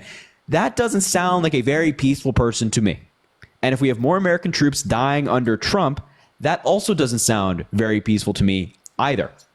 So Trump has made people believe that he's anti-war, but you can't claim to be anti-war if you have 450% increase in drone strikes in Syria and Iraq and Afghanistan, in Yemen, and all of these different countries. So Trump is not anti-war, whereas Joe Biden has virtually ended the drone war. Right. So, first of all, the way they, I don't really agree with the way Joe Biden pulled out of Iran. Afghanistan, yeah. I don't really agree. I feel like it was. I don't think. I think it was unpatriotic the way he pulled out. It's kind of Well, like that. I don't think we should have put out. We left a lot of people. I remember seeing videos on the internet of like a bunch of people in Afghanistan jumping on planes and shit and like falling off of them because they were overpacked like that. Because the U.S. was leaving, and I mean that's pretty much the protection the people had over there too. So, fun fact: Joe Biden did not put in place the plan to leave Afghanistan. You know who did? Oh, Donald Trump. Donald Trump. He signed the Doha Accords with the Taliban in February of 2020. And that was the agreement to get us out of Afghanistan. And that plan has been criticized by Donald Trump's own advisors, such as H.R. McMaster, who worked in the national security part of Donald Trump's administration. And it was also criticized by the Inspector General of the United States, who's nonpartisan. They did an entire investigation and review of our time in Afghanistan, quite literally from start to finish. And one of the main reasons they said, and they concluded as part of their investigation as to why the withdrawal was messy, was because of the Doha Accords. It was because we gave the Taliban a timeline, an exact timeline as to how we were getting out of Afghanistan, when we were getting Afghanistan, when and where troops would be. It was really bad. So if you're unhappy with the way that Afghanistan went, well, then I would also take that up with Donald Trump, who left Biden a bad plan that he had to follow. Because if he didn't follow it, he would have had to deploy tens of thousands of American troops back to Afghanistan to protect American troops following the conclusion of the ceasefire that was agreed upon. Wait, so Trump is the one that started the retreat, I guess? Correct. Wow. And when I would, and again, you don't have to take my word for it. Just look up the Doha Accords. It's spelled DOHA, and then Accords, ACCORDS. Again, signed by the United States and the Taliban in February of 2020. You don't have to take my word for it. I would highly recommend you go read about this stuff because, yes, Trump initiated the withdrawal from Afghanistan. I had no idea about that. Mm-hmm. But I mean, moving on from topics. I mean, yeah, it's kind of crazy that does put some points down on Trump in, well, my book, I guess. Yeah. Well, I saw the, what's it called? The interview with Fox News. I honestly don't think it went that great for Kamala. Or Harris. I don't think it went that well for her. It was just so much. The dude, the interviewer, he was asking questions, a lot of them, and Kamala wasn't really answering them. As in, he asked one question about economics. He asked her what her plans were, and she kind of just rambled. I mean, she was talking, but she didn't really answer the question, and it went on for a minute. I mean, so I disagree. I think the interview went well for Kamala Harris. I think that she answered all these questions, but I think you also have to keep in mind the environment that she was in. It was a very hostile environment. She was being interrupted constantly. And I think it's very difficult to answer questions in depth and give specifics if you're being interrupted by the moderator. And I also just want you to take a look at the optics and consider this for the president of the United States. Kamala Harris willingly stepped into enemy territory, per se, right? Which is a conservative news outlet. She willingly sat down with Fox News, knowing that the interview was not going to be light. This was not going to be a softball interview. Whereas Donald Trump has dropped out of virtually every single interview that hasn't been with somebody that's favorable to him. I actually don't remember the last time Donald Trump sat for an interview when the interviewer was not somebody that likes him already. So Kamala Harris is willing to reach out to the other side. She's willing to go to any network and do an interview. Donald Trump is only willing to stay on his side. And I think only staying on your side when it comes to interviews and hard questions is a really bad quality to have in the president of the United States. The president should be able to go talk to anyone, anywhere, not hide in their little bubble. That's true. That's true. But if you look back to the when Trump was president, I mean, he had various meetings with Putin, and I forgot the name of the Chinese president. President Xi. Yeah, him. There. I mean, he was there. He was friendly. There was pictures of him doing handshakes and stuff with them. I don't think that if Kamala was in the same situation, I don't think she'd put herself in that situation. You know, I don't think she'd go the same way Trump did. Look, I disagree. Kamala Harris has met with a bunch of world leaders in the past 4 years, but think about what Trump accomplished with these leaders. So, for example, when he met with Putin in 2018 in Helsinki, he said that he trusts Putin more than our own intelligence community. Right? That's an insane thing for the president of the United States to say. Trump also rolled over when the FBI and our intelligence community confirmed that they interfered in our elections. This was something that Democrats and Republicans in the Senate agreed upon in an over 1,000-page report. Did Donald Trump take action against Russia for doing that? No. President Obama did when he was still president. Donald Trump took no action. Matter of fact, allowed it to happen and just didn't do anything about it. He rolled over a lot when it came to Russia. And when it came to China, he had a whole trade war with them that screwed over American farmers because he wanted to praise his little ego.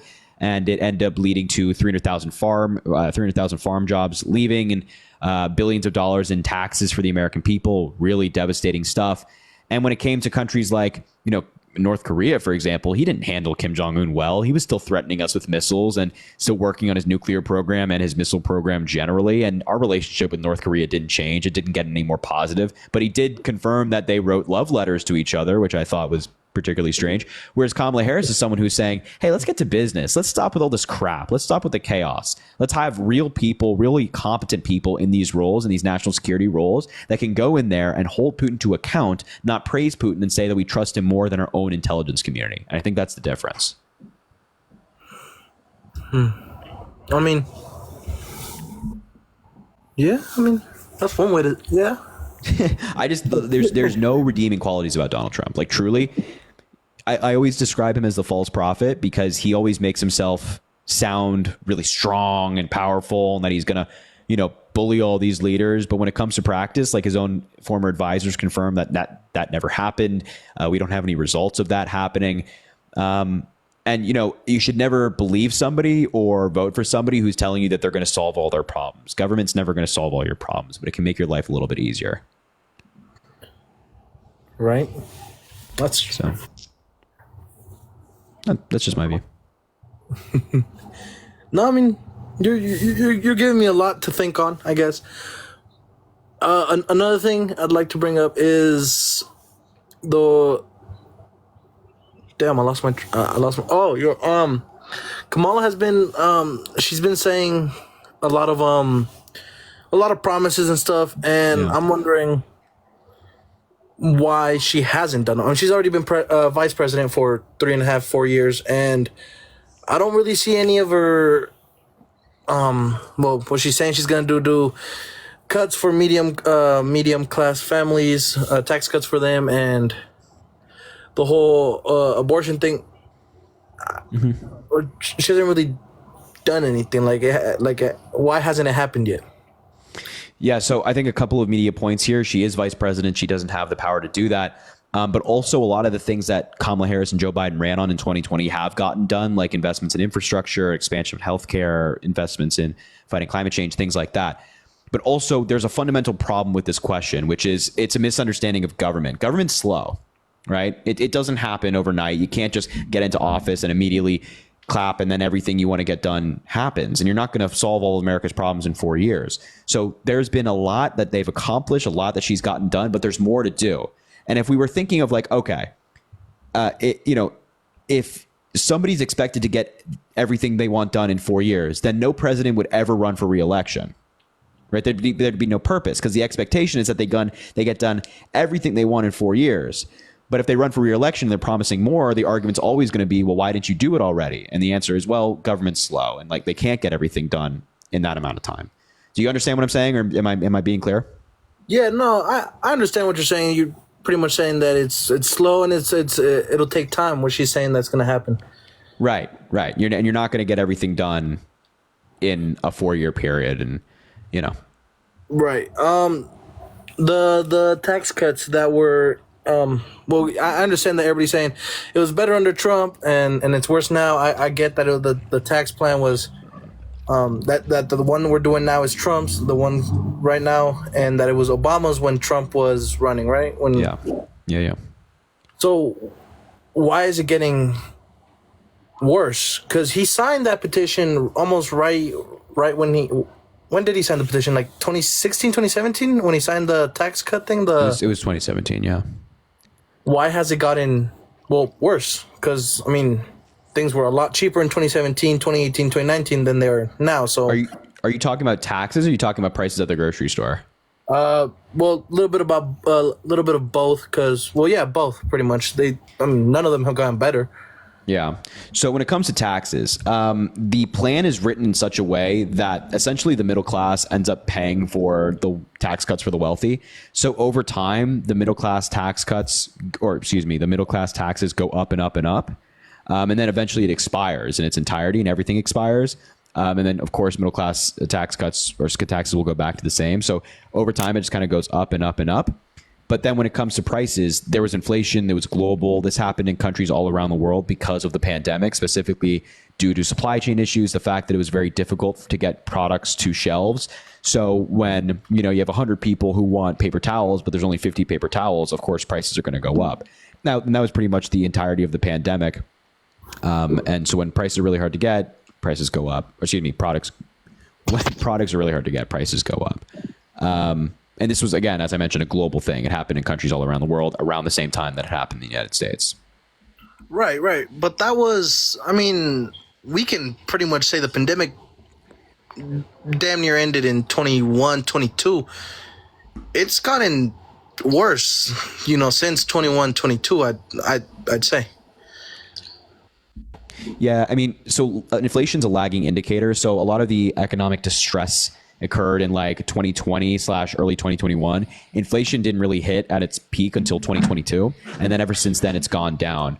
But it's also important to understand that prices are not just going to go down. Like, products at the grocery store won't go down. We have inflation every single year. So products will continue to go up. It just depends on the rate that they're going up. And right now they're going up really slow. It's only 2.4% right now, the inflation rate, but previously it went up higher. So it feels like things are higher, but currently they're increasing pretty slowly. But also, again, it's just important to note that there's like no way for the president themselves to lower prices. It's no way for Kamala Harris or even Donald Trump to get into office and just like snap their fingers and then your grocery store bill becomes cheaper. It's just not something the president can do. But I also want to point out just super quickly that not only is inflation below 2.5%, which just means that things are getting more expensive much slower, and most we have the strongest economy in the world comparatively to other countries still dealing with inflation or not having as strong of growth. But also it's important to note that the wages, especially for middle and low income workers, have exploded over the last 4 years. So when you compare things like gas, right now the average gallon of gas in relation to the average income is about the same as it was in 2017 and 18.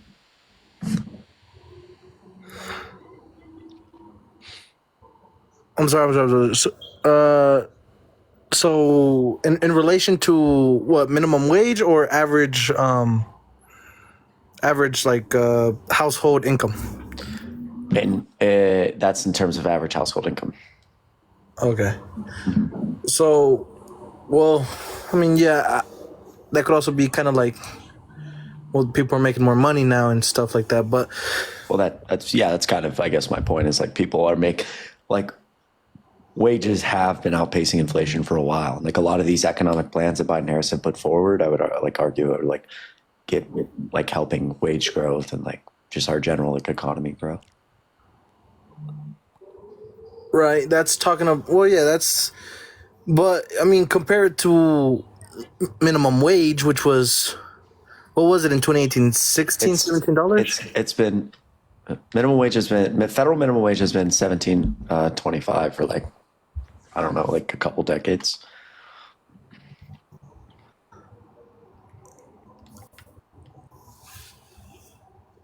Decade? What? Wait. Yeah, the federal minimum wage has not changed. Federal. Okay. Yeah, the federal minimum wage has not changed in a long time. Right. Oh, you're. Yeah. So the federal minimum wage is $7.25. I don't know what year that. Maybe someone in chat knows. But yeah, maybe the state minimum wage. Did I not say $7.25? Oh, they're saying. Oh, I think it was you. Yeah, it's $7.25. What state do you live in, if you don't mind? I live in Colorado. Okay, got it. Yeah, so in Colorado, the minimum wage was I think $16 or $17 in 2017. Gas was I think $2 back then, $2 or $3-ish, And I mean, now the minimum wage is 18, but gas is now $4 for the cheap one, the 85 one. So, I mean, gas has doubled, but the minimum wage has only gone up by like $1. Yeah, I think like a lot of it becomes in relation to just like general like household income. Like a lot of people are just like got raises and like jobs that weren't minimum wage jobs. Even some minimum wage jobs, like they just got like raises as well. And I think it's important to note again, like a lot of like the issues we had with things like the price of a gallon of gas are just like not in relation to the president. Like we're producing more oil right now than ever before in human history. Like we're producing about 1.1 million more barrels a day than we were under Donald Trump. So like, again, I think it speaks to like his economic policy of just like, he claims like we're going to be energy independent and all these things, but he's just like lying. I understand. I mean, thank you guys. You guys have given me a lot to think on. Of course. Appreciate you guys. Yeah, man, thanks for appreciate being you up here, coming man. on. Have a good one, all right? Yeah, be safe, man. Appreciate you. Hold on. Yo, JW's going crazy. Huge W's in the chat. JW, thanks for all the gift subs, man. I appreciate Yeah, you. the Colorado minimum wage chat is like $12. That's pretty crazy. Georgia state minimum wage is like $5.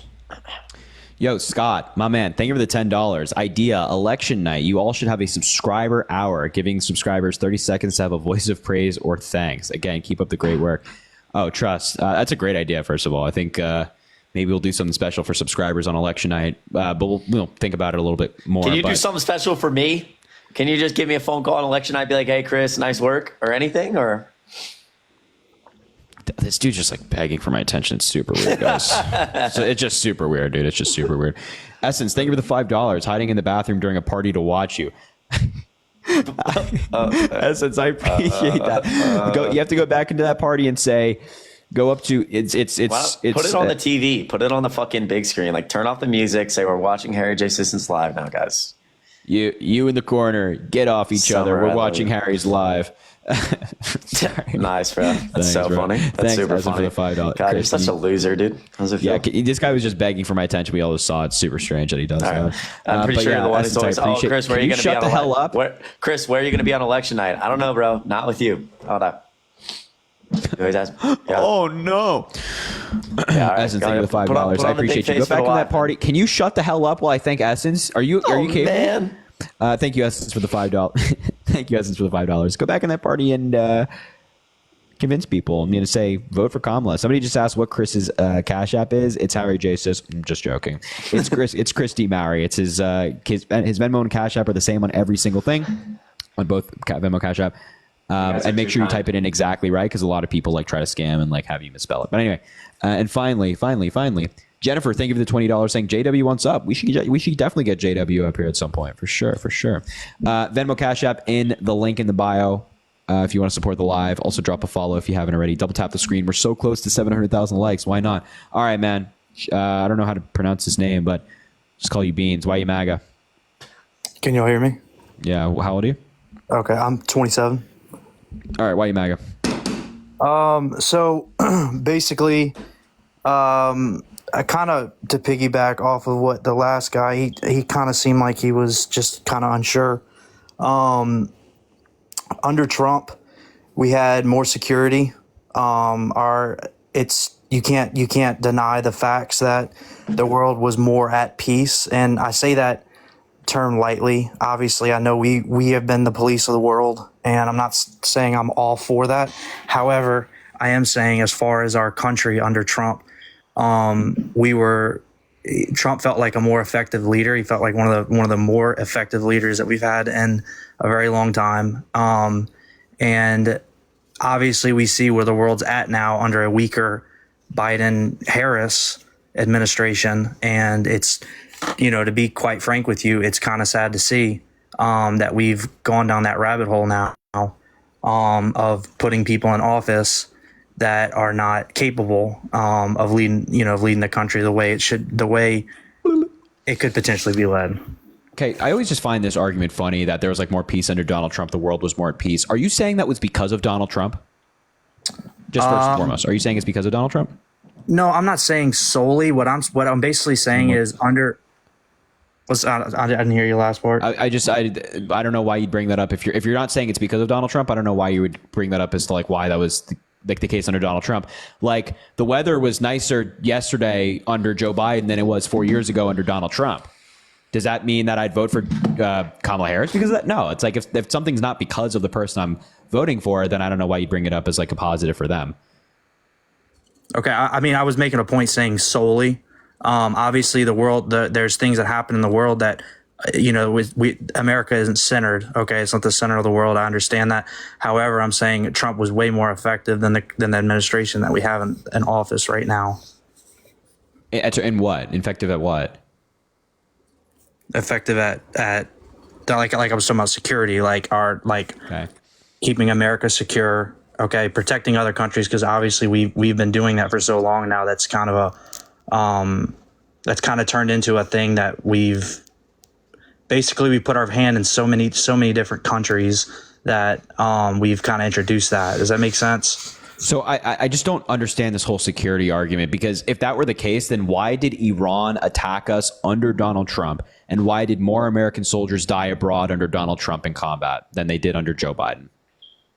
Well, obviously they didn't die under Joe Biden because we pulled out. I don't necessarily agree with that. Do you agree that we should have pulled out of that situation? Yeah. Why so? Because why would we? What's the point in staying in Afghanistan? We were not fighting a war anymore. I mean, the war was going on for 20 years. I mean, at that point, we were just going to stay there permanently and just continue to spend a bunch of money. And under Donald Trump, the majority of the troops actually that died under Donald Trump died in Afghanistan. So our troops were dying there. It's just, I don't think we should continue to bring body bags back every year to grieving families. I agree. I agree with that. Now I'm going to address something that you just said. So is spending money spending money is an issue? No, no, that's not the point I was making. But I'm saying that's one of the things you said. I agree with the body. No, I think like spending money on something of which there's no clear or obtainable goal, I think is bad. Yeah.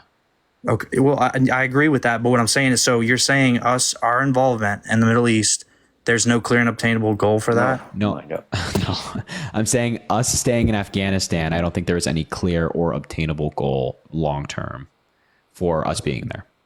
Okay, I would disagree with that, because I mean, you got to ask yourself, why did we get involved in the Middle East? For really dumb reasons. Actually, I actually don't think. Hold on. Yeah. If you're specifically referring to like why we got involved in Afghanistan, I don't even think you know the answer to that. That's kind of the entire point of why it was a disaster, is because we walked in with no clear and obtainable goal, felt like we should democracy build, and over 20 years after spending $1 trillion, people kept dying. It was one of the only bipartisan issues where most Americans were like, we got to get the fuck out of here, because what are we doing? Yeah. We also got into like the Middle East based off of lies as well, like the lie of WMDs and stuff like that. Well, that's a heavy word. Okay. Well, here's what I'm. All right. Do you disagree, Chris? No, I don't. I don't disagree with that. Do you not think that Bush and Cheney lied to the American people? I think that it's more likely than not that Bush and Cheney. Fuck off! It's more likely than not. I think it's more likely than not that Bush and Cheney knew they wanted to go in before and needed a reason to do it, and so they pushed the intelligence administration to find proof that wasn't there. And when the intelligence agency said there is no proof, they went to the American people and made up proof anyways. That is more probable. So they lied. That is more. Yes, that is more probable than not. What the fuck? I mean, is this Chris defending George Bush? What's this new word? I'm trolling. I am trolling. There's also a possibility that our intelligence agencies thought that there were WMDs and they were wrong. That is a less likely scenario, and one that has been rebuttal. And then, by the way, tomorrow Chris is going to post a video. There's also a possibility that 2020 was stolen. I mean, who's to say? No, guys, I would say Bush and Cheney lied. I would say that. I'm sorry. I was just trolling, honestly. I was trying to bring some lightheartedness here. Continue. What are you talking about? So addressing that. So obviously we went in the Middle East for a reason. Okay. I mean, we can sit here and Monday night or, Monday morning quarterback it. Obviously there's things that we probably don't know that we'd probably be shocked as a nation. I do agree with that. However, the main premise of us getting involved, right, is because of terrorism. Okay. That obviously shocked us as a nation. That I had friends. Okay. They're older. Like I said, I'm 27, but it's, guys in their probably in their 30s at that time. They, signing up to go over there because we were under attack, right? We saw terrorism rise, and I think there was a very valid reason for us going over there. I'm not saying that there was a achievable goal, but we made that effort to go over there. Okay. Like I said, I had people that I knew personally that went over there, and thankfully I didn't have any of them, get killed in action or anything like that, but we went over there for a valid reason. Okay. But again, like I do think it's important. I'm sorry. I do think it's important to know.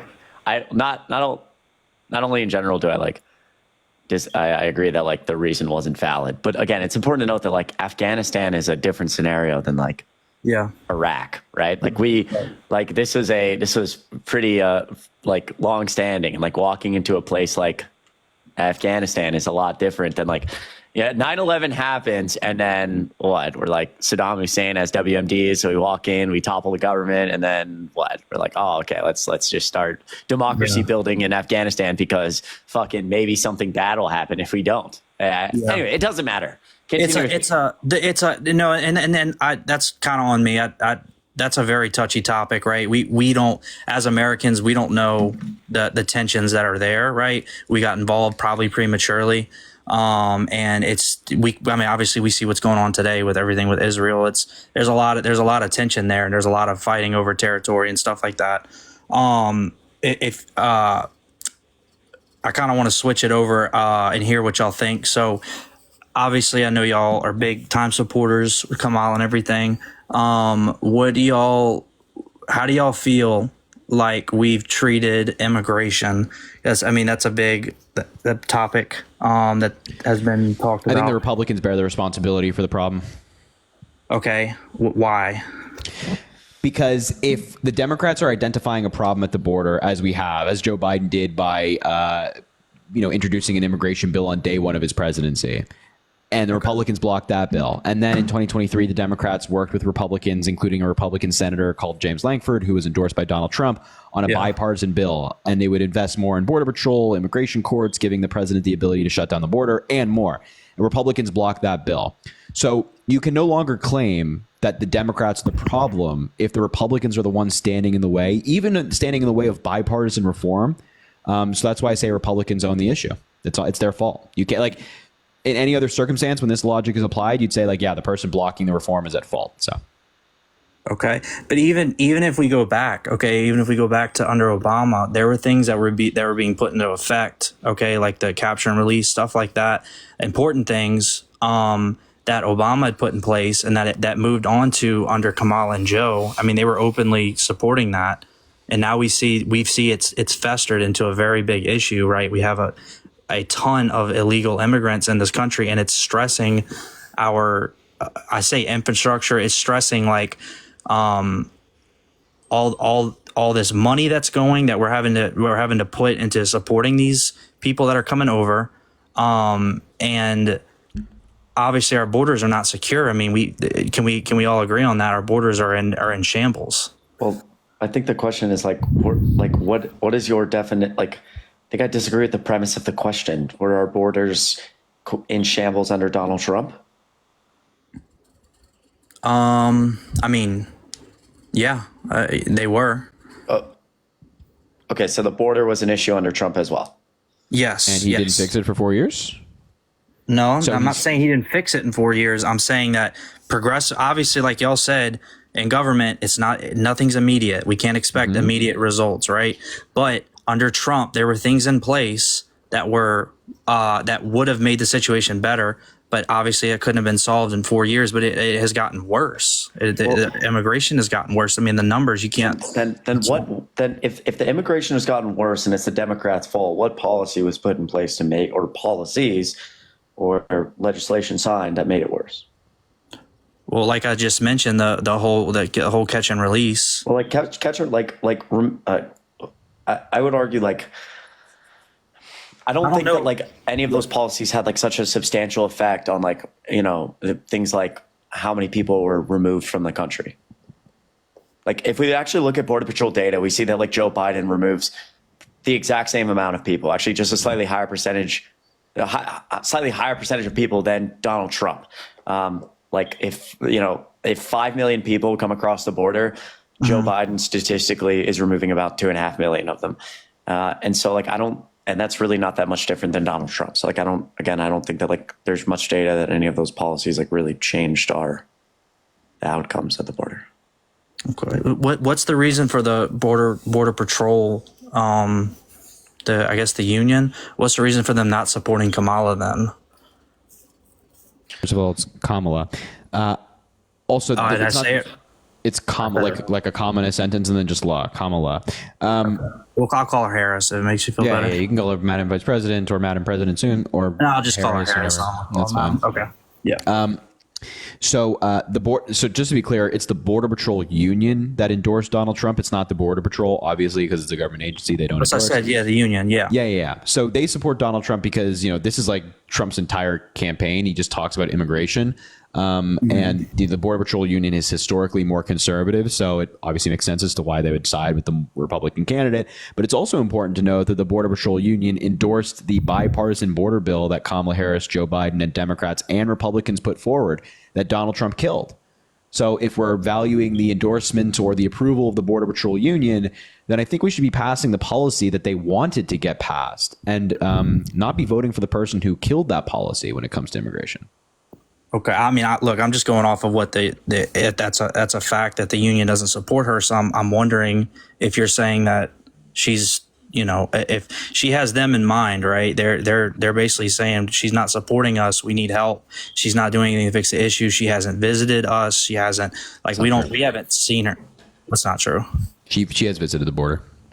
Oh, okay. Multiple times. How many times? I think twice or 3 times. She's visited the border twice in 4 years. Okay. Yeah. I mean, just to be clear, like I've never really understood what the whole you have to visit the border. What I don't really understand what that accomplishes just because the work takes place in DC. It's like you can go to the border for a photo op and get your photos and that's fine. But, okay, you see the border, you see a big fence. It's Yeah. Okay. Yeah, so again, I don't think that I think that the Democrats introduced 3 total bills, including one on their first day in office, Joe Biden's first day in office, to address the issue at the border. Republicans wouldn't play ball. They killed the bipartisan these economies being ravaged. So our immigration system has been broken for a long time. I think Democrats for the first time actually tried to do something about it and actually tried to work across the aisle to do it, and Republicans wouldn't. Okay. What a damn shame. What do you think about Donald Trump being found liable for sexually abusing a woman? First off, I think I think with him getting charged with everything that he got charged with, right? I forgot, what was it, 30 something felonies? 34 felony counts. 34 felony counts. I think for that to happen and other people, okay, Clinton, you can put her in there for the disaster that. Wait. How does Hillary have anything to do with Donald Trump's 34 felony counts? Well, because we're talking about politicians that are, like I said, it was. But what was Donald Trump charged with? Well, Donald Trump's been still facing another 500 years in prison. But what was Donald Trump found guilty of by a jury of unanimously by a jury of ordinary Americans? What y'all just said, that what I was just talking about, the 34 felonies. Yeah. So what is that? What are those charges? Sexual assault, I guess. No. He was found liable by a jury for sexual abuse. He was charged with 34 counts of falsifying business records in the first degree because he paid $200,000 to a porn star, falsified the business records on it, and then engaged in a scheme to I'm not familiar with, like, we can talk about bad politicians, but I'm not familiar with like Hillary Clinton paying off porn stars so they're silent about an affair before she ran for president. Okay, well, the point I was getting at, I wasn't talking about a sexual assault. I was talking about they went after Donald Trump for that. Okay, who is they? Well, I'm saying the prosecute. You know what I mean? They prosecuted him for that. Okay, obviously, y'all use that as a big topic against him. Okay, but there's other people that have done way worse things. Okay, including Hillary Clinton, that has not had anything brought down on her. What does Hillary Clinton do? She didn't break any laws. Okay. Well, what about the emails? What about the emails? The emails that were. Yeah, they're like joking no. I mean, there's an entire seriously, FBI what about the investigation. emails? Yeah, there's an entire FBI investigation, and they like did their whole. Actually, thing. there was not an entire FBI investigation. There were multiple FBI investigations into her emails. Or like Benghazi, where she sat down for 11 House committees. It was like over 1,000 hours of testimony, and nothing came of it. Like, I don't know what we're referring to. That's the point I'm getting at. Benghazi, we're talking about like all that stuff. Like, what's criminal about any of that? Yeah, it's like you don't have to like Trump is just a criminal, right? There's not this like there's not a bunch of politicians going around and committing the crime that Donald Trump has and that he's the only one that got caught, right? Like there have been investigations into politicians before, but Trump is just uniquely criminal. And you shouldn't vote for somebody who so flagrantly breaks the law and thinks that they are above it.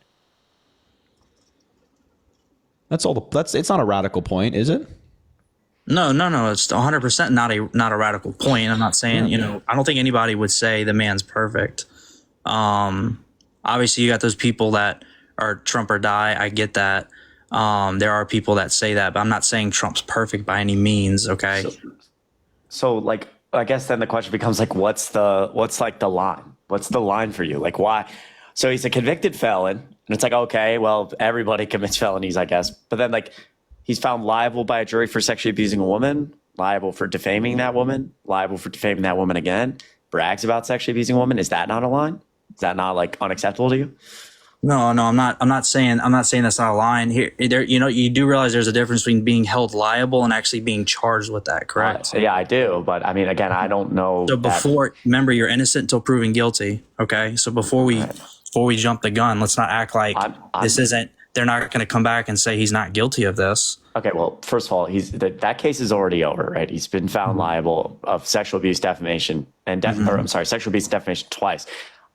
Yeah, but the bar for finding someone liable in civil court is not as high, but it's still high. If you think that like civil court is just like, oh, who cares? Then like, I don't know why you're not filing a bunch of civil lawsuits right now and making a bunch of money. But like, how about the fact that he like brags about it? Like, I mean, he's on audio saying, quote, when you're this rich and famous, you can grab him by the blank. You don't even have to wait. I just start kissing. 2 weeks ago, he was on a stage where another woman accused him of sexual abuse. And 2 weeks ago, he said, they're going to say it's terrible that I say this, but it's the truth. I wouldn't have done that because, quote, she wouldn't have been the chosen one. Is that a statement you support? No. So why is it support that? Here's what I'm saying. Okay, you're talking about him being held liable in a civil court. Okay, which is obviously completely separate from a criminal. Okay, from him being criminally charged. Okay, he's being held liable in a civil court. That has nothing to do with the criminal aspect. So let's not act like he's a criminal. He hasn't been criminally charged. Well, I mean, he is a criminal. He's a felon, but not for this. Okay. I'm glad that's funny. I mean, I don't think it actually. I don't think it's funny at all. I think it's frustrating that you seem to just like, oh, because it's not criminal in nature, it's okay that Donald Trump, the leading Republican nominee and former president, brags about sexual abuse. I think that could have a serious negative outcome for women around the country because I don't know. Is it just like, are dudes walking around? If I go to a bar, if I go out tonight, are there going to be dudes that are? I could get away with it. Why is it not okay to just touch women any type of way? That's why I'm not laughing. I'm actually laughing because I think it's so incredibly frustrating that you don't see how serious that is. I do see how serious. Why I'm not laughing. That's the point I was getting at. You were the one that was laughing. Clearly, you don't find it that serious because you're still voting for him. So regardless of if it's criminal in nature or not, why do you not see a big enough issue with him bragging about sexual abuse? Because here's another part to that. What you're talking about. You're talking about something that he like they said, locker room talk, whatever. I'm not saying it's okay, but also they brought that up. How would you think of conversations you've had with people? I'm not okaying what he said, but here's what I'm saying. Conversations you had that you were like, oh shit, if that was recorded, that wouldn't look too good, whatever. Okay, we've all said stupid stuff. We've all, been drunk with buddies, said stupid stuff. How would you like if that was brought up? And would you want people to say, oh, Chris, that can you believe what that guy said? Whatever. How would you like that to happen to you? And then people talk about you. So I want to say a few things. Number one, I just find this is always comes back to the point of your bar for president of the United States is in the goddamn ground. Okay. It's not about how I would feel or how you or I would feel if something we didn't want to be public was public. This is about the leader of the free world saying these things and then acting like a child and not because after the Hollywood Access tape, it wasn't like, oh my God, I was 18 years old. I shouldn't have said that. Because I don't normally just go around bragging about sexual abuse to my buddies. But not only that, and not only when he was found liable for sexual abuse and accused 27 more times by 27 different women, he has, again, gone on rampages about how, he's under attack. These women are all gross and disgusting and ugly. So, again, this is the leader of the free world. I don't think that shows a temperament to be a good leader. And regardless of that, how would I feel if my public conversations were leaked? I can keep shifting the goalpost until you give me an actual response, which is 2 weeks ago when he's on a stage and he says, I wouldn't do that because she wouldn't be the chosen one. In 2019, he gives an interview with The Hill as president and says, quote, I would not have sexually abused E. Jean Carroll because, number one, she's not my type, unquote. Is that suggesting that if E. Jean Carroll was prettier, he would have been okay with sexually abusing her? Are you serious? How about those two? Because those two aren't leaked. Those two, he got up on a stage, he got in an interview, and he said those words. He said, These women are ugly, disgusting, gross, and I wouldn't have done it because they're not my type. Is that okay? You're asking me if that's okay? Yes. No, I don't. You're bringing up stuff. I don't know what y'all are talking about. Him bragging about it. This is so. Let's. So here, I got you. I heard what you said. I heard what you said. Like I said, I don't know. I'm not familiar what you're talking about. I don't do this. So I'll play the video, and you can just tell me yes or no.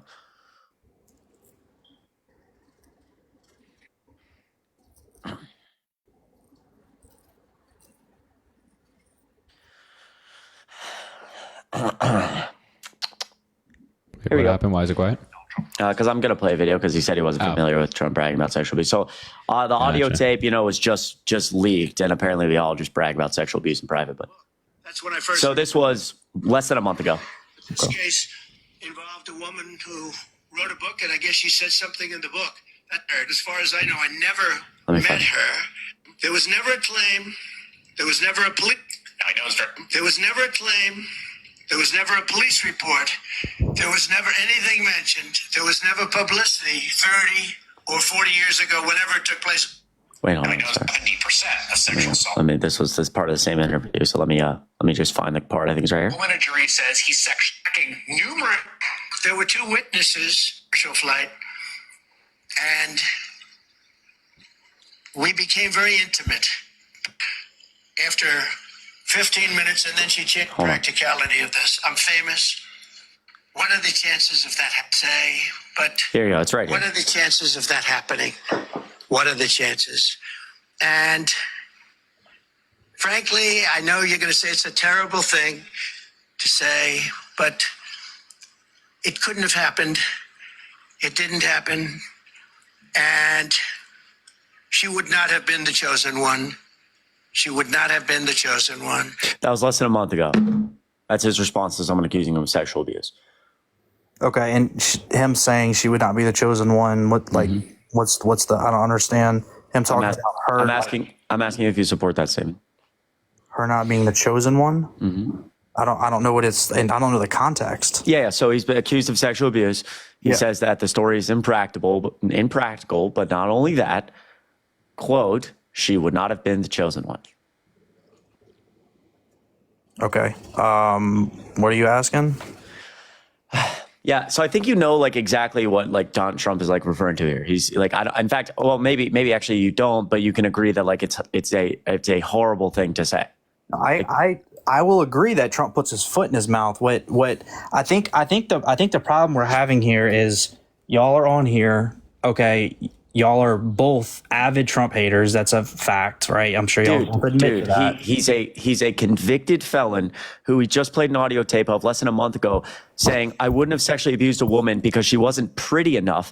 He told more lies than any president in his history. He tried to overturn an election that he didn't win. So, like, again, the bar's in the fucking ground. These 2017-18 talking points of, like, you guys are Trump haters. It's fucking ridiculous, okay? Every political scholar on earth, and that is barely a hyperbole, think that Trump is one of, if not the worst president of all time. It's almost unbelievable that those words could come out of your mouth. Please give me something of substance. Why do you think it's okay that Donald Trump says those things? Why can his response not be, I didn't do this. I did. Why can't he handle it in a more professional manner? I'm asking you about leadership qualities at this point. Mm-hmm. So, like, that doesn't sound like someone with leadership qualities. Hold on my screen. Can y'all still hear me? Mm-hmm. There would be. Let me say this. There would be a lot of people. There would be a lot of people that would be very upset if you said that to them about their family, their friend, whatever, just because somebody's convicted of a felony, just because somebody did something, made a bad decision, doesn't mean. Can I finish what I'm saying? Yes. Okay. Thank you. Doesn't mean that they should just be stomped on the ground and just dethrone whatever. What I'm saying is during Trump's presidency, there were things that he did that were very good for this country. I'm not talking about what you're bringing up, this whole sexual assault. Do y'all love to bring these things up? Wait, really quickly. Can you name me a piece of legislation Donald Trump passed through his 4-year presidency? I don't do that. Like I said, I don't do this. Okay, so it's like apparently we hate Trump and we pivot to the fact that he's a convicted felon and sexual abuse. And you think Trump did great things for this country, but you can't fucking name one. You can't name his main accomplishment because you don't know it. Don't give me that. Don't give me that bullshit. Again, your bar for president of the United States is in the ground. Don't stomp on people because they have felonies. You're saying it's in the ground. Hold on. Stop. You're saying, people would be offended because people have felonies and make mistakes. Yeah, I agree. But number one, we're talking about president of the United States, not your friends. And number two, Donald Trump didn't get a felony for doing something that he regrets because he still says that it's fraudulent and all this stuff. He got a felony because while he was going into the White House and while in the White House, he paid $200,000 or $160,000 of hush money to a porn star, lied on the business records about it, and then engaged in a scheme to try to get other stories that were negative about him, like having affairs with porn stars, and paying them off, which violates New York State election law. None of your buddies or friends or anybody we know has a felony for paying over $100,000 to a fucking porn star and lying on the business records about it. Again, this is President of the United States. Donald Trump is not some fucking normal civilian, okay? I just don't understand how these things are deal breakers. And you can't keep saying, oh, you guys just always bring up the sexual abuse or the felony. It's always the talking point. Not only do I think that's dumb as shit, but fine. Can you give me a piece of legislation that you like? Quote, he did great things for this country, and you can't name a piece of legislation. Legislation tends to be president's main accomplishment. So, like, I could name 2 pieces of Trump legislation that are considered his main accomplishments. But if you're voting for the guy and you can't, I think that's borderline disgraceful. I think what's borderline disgraceful is the fact that we've talked about our involvement in the Middle East and the issues of immigration, and somehow this conversation has pivoted to him being a convicted felon and all this sexual assault stuff that y'all are bringing up. Pause. Again, I think the convicted felon stuff speaks to just generally to he cares more about himself than the will of the people of the country, trying to overturn elections and do things he doesn't care. But number two, again, these are still really important matters. Like, I know you may care about the border, but like, do you know how big of an issue things like sexual abuse are? Again, we're creating a culture in America where people are going to think. I work with people with sexual abuse. Yes, I do. Okay. Well, I think that it's, Hold on. hold on. Just take it back a second. You just said you work with sexual abuse survivors. Yes. And you're voting for the guy who is found liable for assaulting a woman and is on audio bragging about assaulting a woman and said he wouldn't assault a woman because she wasn't the chosen one?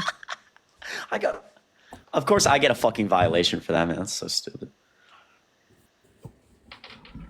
How does that make any sense? I don't work directly with people with sexual abuse. I work around them. Like that's not the only people I work. Does that make sense? Like I don't just deal with sexual abuse. I've come into contact, yes, but I don't, Okay, but you work with some people who have been victims of assault. Correct.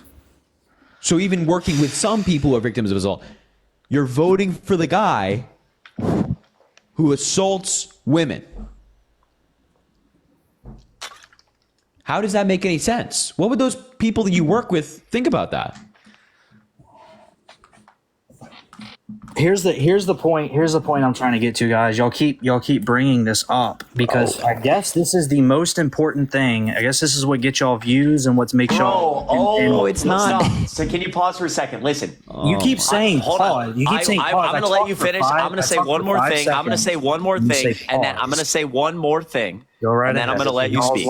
We can go right for it. Okay, bro, relax. Okay, I'm going to say one more thing, and then you can speak. Again, we can talk about legislation. You're not aware of any legislation. Harry and I could spend 10 minutes telling you about all the ways Biden and Harris passed far more things through Congress than Donald Trump. We can talk about the felonies. We can talk about the extensive way he illegally tried to overturn the election. But please, the quote sexual abuse stuff is it's not just pivoting to some dumb shit that doesn't matter. That's very important. That speaks not only to Donald Trump's character as a leader, but I think that's very important to people around the country, women around the country who are watching the leader of the fucking free world be elected after saying these things. I think it's a fucking spit in the face to people, and I think it's causing real harm and danger. Okay? So don't give me that. That's so just infuriating, but whatever. We can talk about literally anything else. You don't know any legislation. You don't know what he was convicted of. We were talking about literally everything else, and y'all brought that up. Right. I didn't bring that up. It's pretty damn important, my man. It's pretty damn important. He's a criminal. He's a goddamn criminal. Why do you think somebody breaking the law openly and proudly is not important for somebody whose role would be to uphold the law?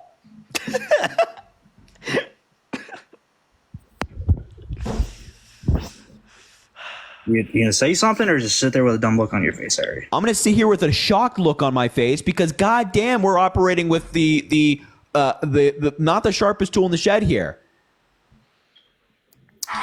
Again, y'all brought this point up, and now you're sitting here telling me that I have brought the bar low. Whatever you're talking about, we were talking about other issues. Y'all brought this up. Okay, yeah. So apparently this is. Here we go again. Can I finish what I'm saying? Yeah, go ahead. Please. Fucking finish. Wow, a little angry there, huh, Harry? No, I'm astounded by the lack of intelligence in what you're saying right now. It's painful to listen to. I'm shocked by the lack of intelligence you guys have. I really am. Because can you name the you don't know what he was convicted of. Can you name the three branches of government? Can I finish what I'm saying? No, you can name the three. Can you name the three branches of government right now? Interrupting me. Can you? Yeah. Well, one sec. Can you name the three branches of government? Yes, executive, judicial, and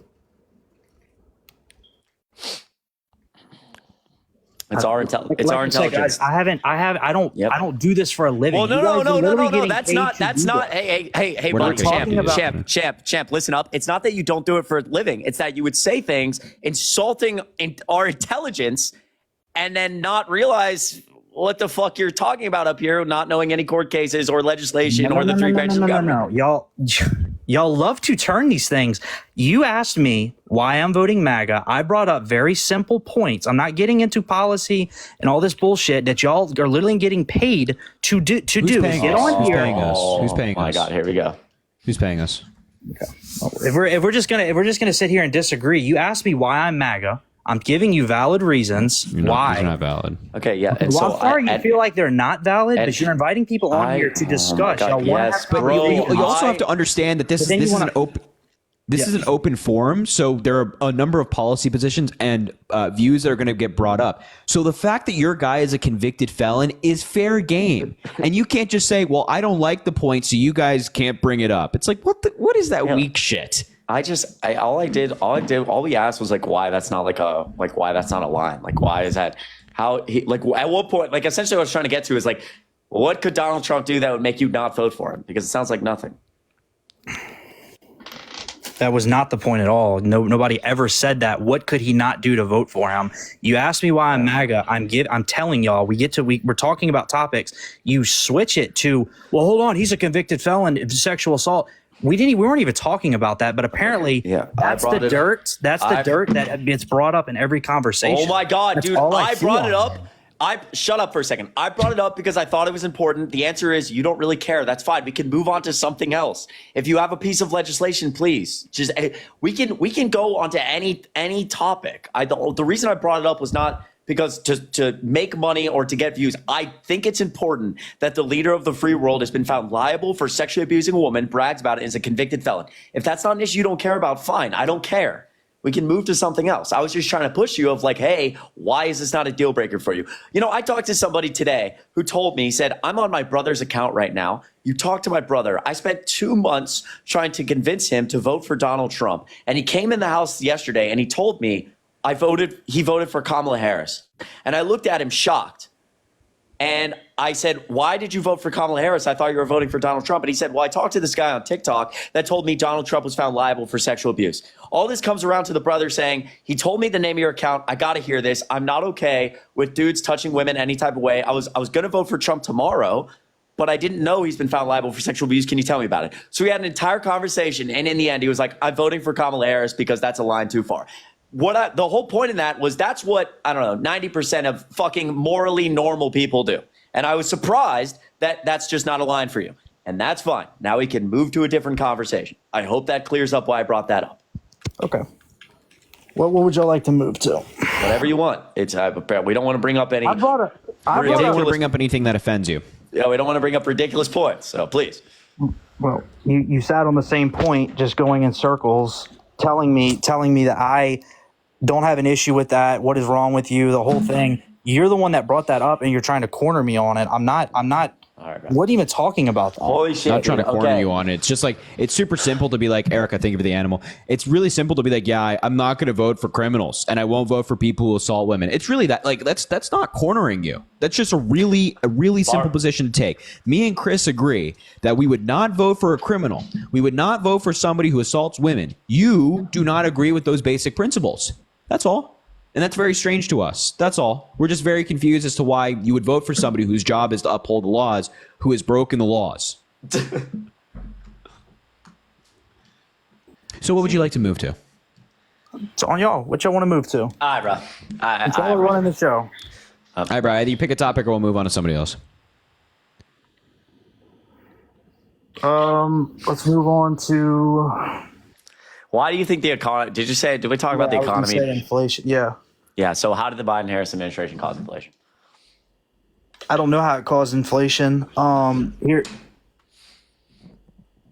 Here's my side of it. Like I said, we can look at how life was under Trump, how life is under Harris and them, right?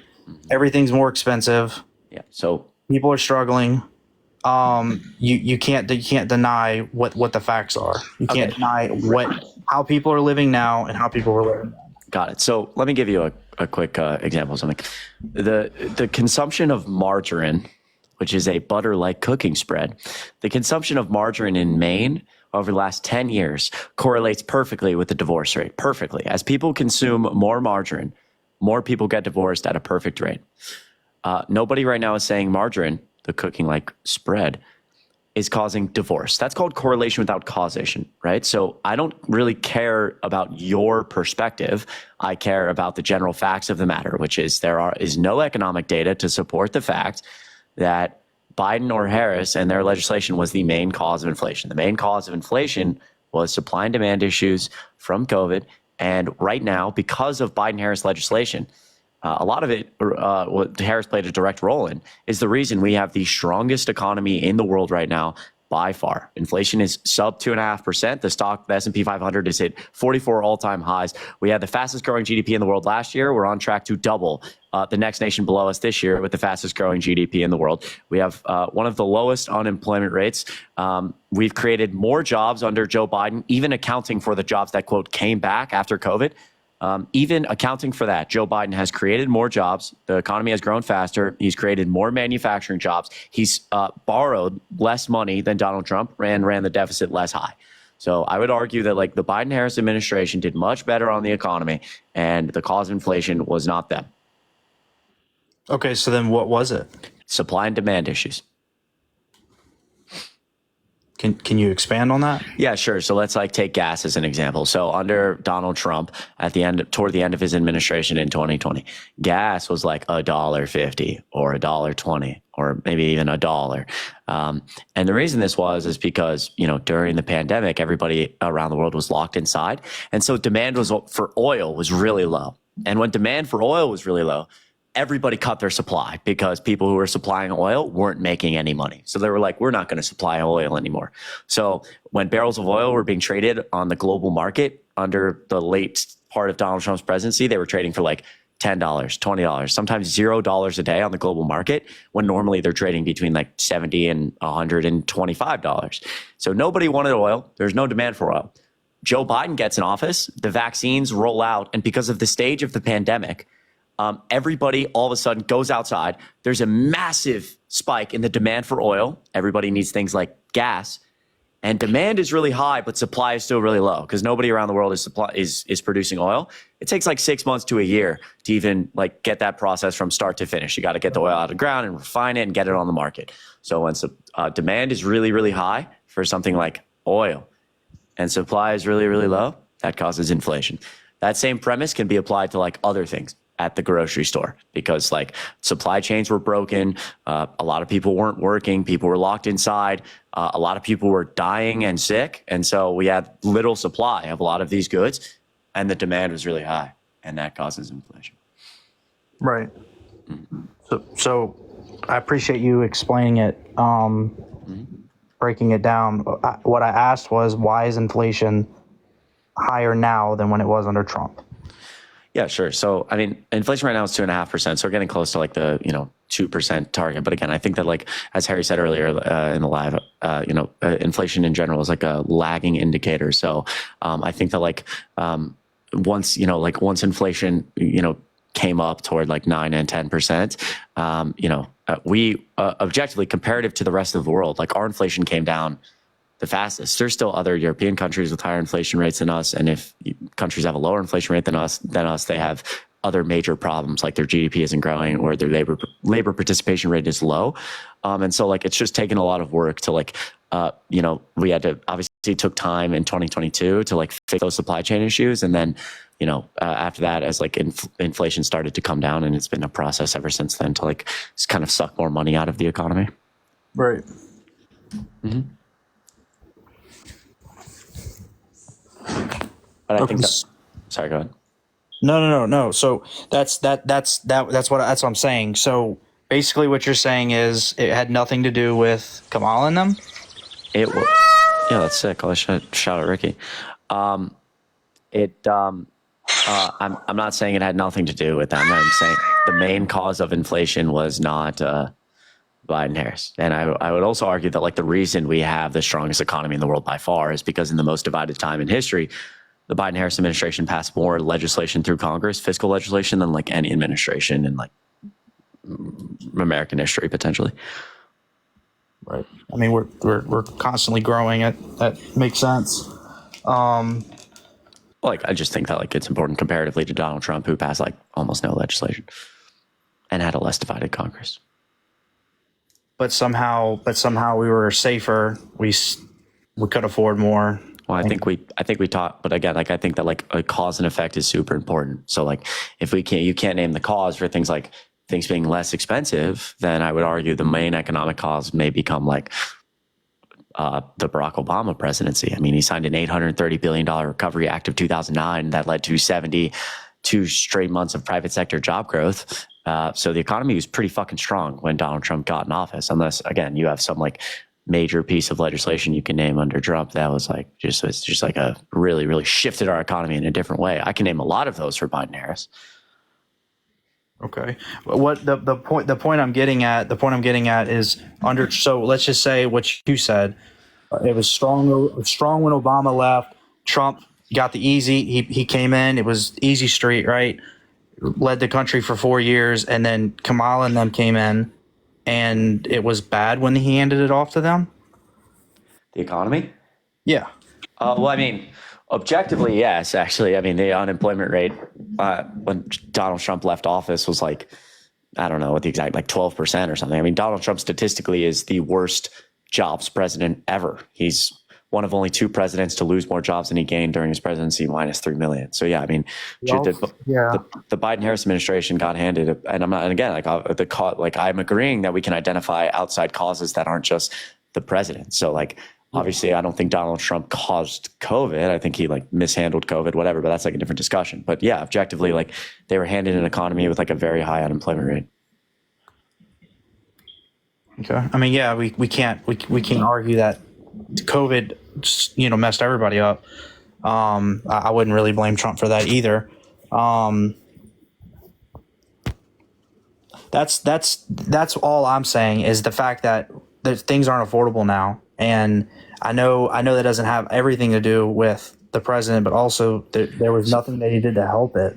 So then I guess just for a second, the question becomes like, I understand, and I feel like I have a pretty solid idea of like what Kamala Harris's plans are economically for a second term. Like, what does Donald Trump plan to do to like lower these prices and such? Well, for one, I mean, so let's go to you were talking about oil, right? You're talking about like y'all are familiar with the Keystone Pipeline. Yep. That was shut down under Biden. Yep. Okay, so would y'all agree that Trump wanting to open that up would be a good thing for our country? No.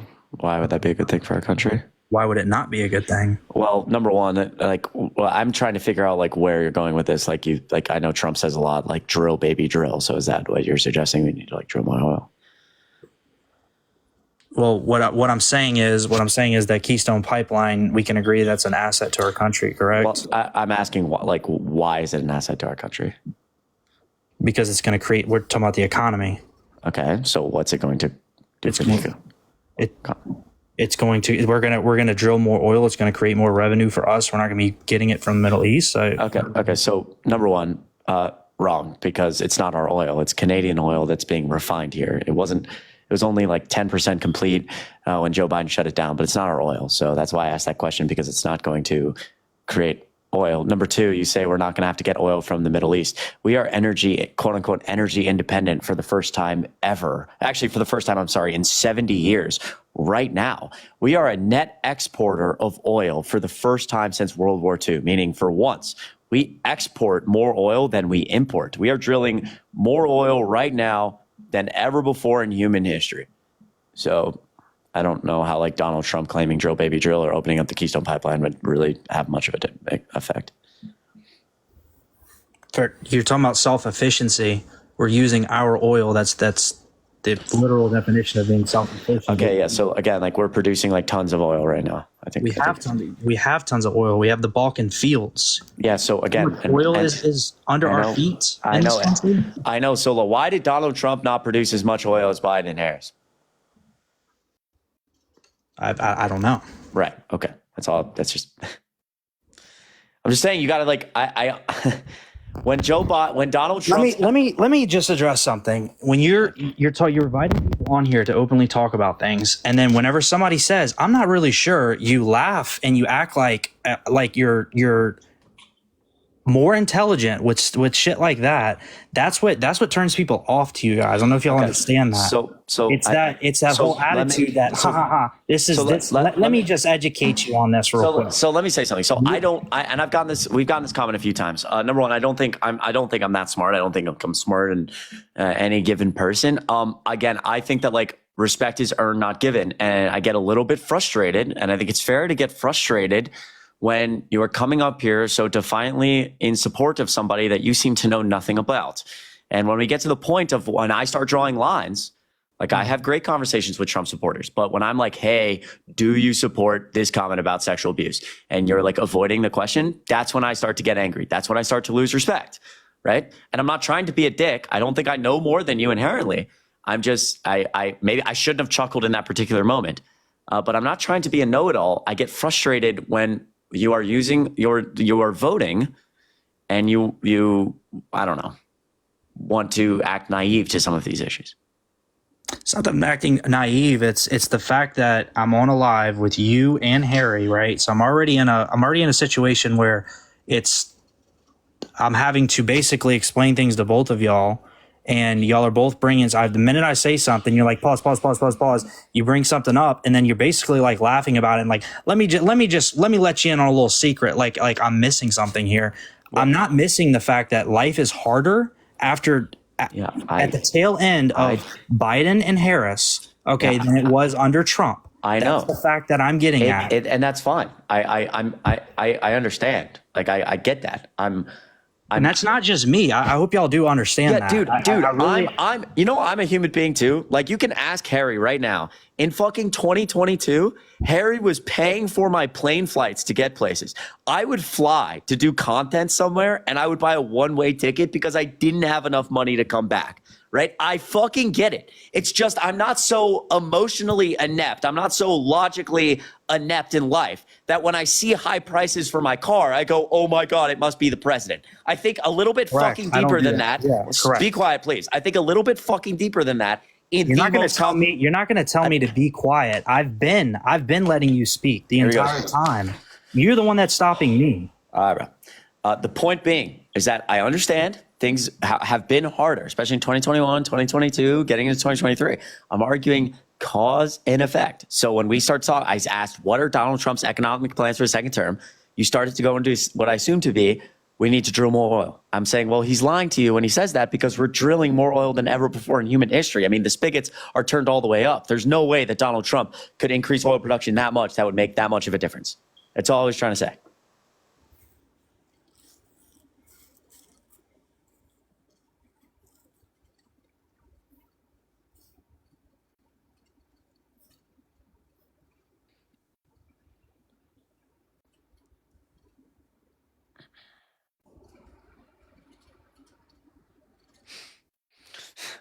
It's a nice day out, man. How cold is it in New York? It's nice. It's like a solid 60 today. It was like nice walking around. It's been hot here, man. I ain't gonna cap. Yeah. Been hot here. So like yesterday was like 87 in the middle of fucking October. All right, are you still here, man? Like, what do you do for fun? Chat, dude, this always makes me feel bad. Like, I'm not trying to be mean. Maybe at certain points, like Doug. Okay, Doug, I asked if his wife had a boyfriend. That was probably too mean. That was probably a step too far. That was crazy. That was probably a step too far. And look, 11 days, 9 days, 10 days before an election, I'm fucking stressed and I'm frustrated and it's not okay. And I can admit when I say things that aren't appropriate to this guest in particular, there's probably been moments I've been a dick. I shouldn't do that. But chat, I get, oh my God, I start to just get frustrated. Maybe I gotta get out of my emotions. I told Chris recently that a friend of mine's family, they watch like the live streams of me, of Chris, of Parker, of Dean. Like they tune into all of us. And they've said that they can notice that we're all very on edge. Yeah. Like we're much more more like rude, or like, you know, we're like, it's easier to tick us off, you know, because of 100%. Because of the proximity to the election. It's bad. And Chad, I apologize, guest. I do apologize if dude, you don't gotta. You really weren't that mean, bro. You gotta stop. Well, listen, apologizing. Harry, when they go low, we go high, brother. Like, again, if Doug's gonna be 40 years old acting like a child, the least I can do is be a more mature 22-year-old and say, you know what, Doug? I shouldn't have said, does your wife have a boyfriend? I should have. That is not genuinely that. Oh my God. Genuinely that is not an appropriate thing to say. And as a 22-year-old, I can recognize that, and I shouldn't have said it, and I apologize. Like, genuinely, it was not. I shouldn't be laughing. It's not okay. It's not okay. Does your wife have a boyfriend? that she just make me so angry. Your comment was, wife, does your wife have a boyfriend because you're so insufferable? Like he doesn't like spending time with you. She goes sees him instead. Dude, it's just like, dude, like Doug is literally sitting. I asked Doug a question. I don't even remember what it was. I was like, something Biden Harris. He was like, there's a pause, and then he's like, yeah, Biden Harris, and he's fucking 40 years old, and I'm just like, Doug, do you have a wife? He said, yeah, she hears everything I say. I say, okay, does she have a boyfriend on the side that she can go to? Because I'm like, dude, what are you doing right now? Like, oh my goodness.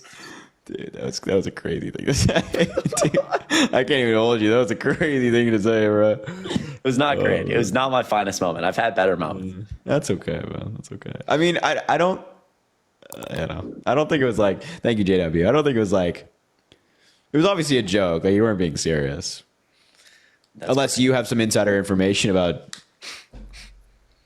I mean, Doug's wife would probably find me. Actually, I shouldn't say that. I should not say that. I'm kidding, Chad. I'm kidding. Chad, I'm kidding. Chad. I'm kidding. Wow, I'm kidding. I would never do that. Roll tonight, man.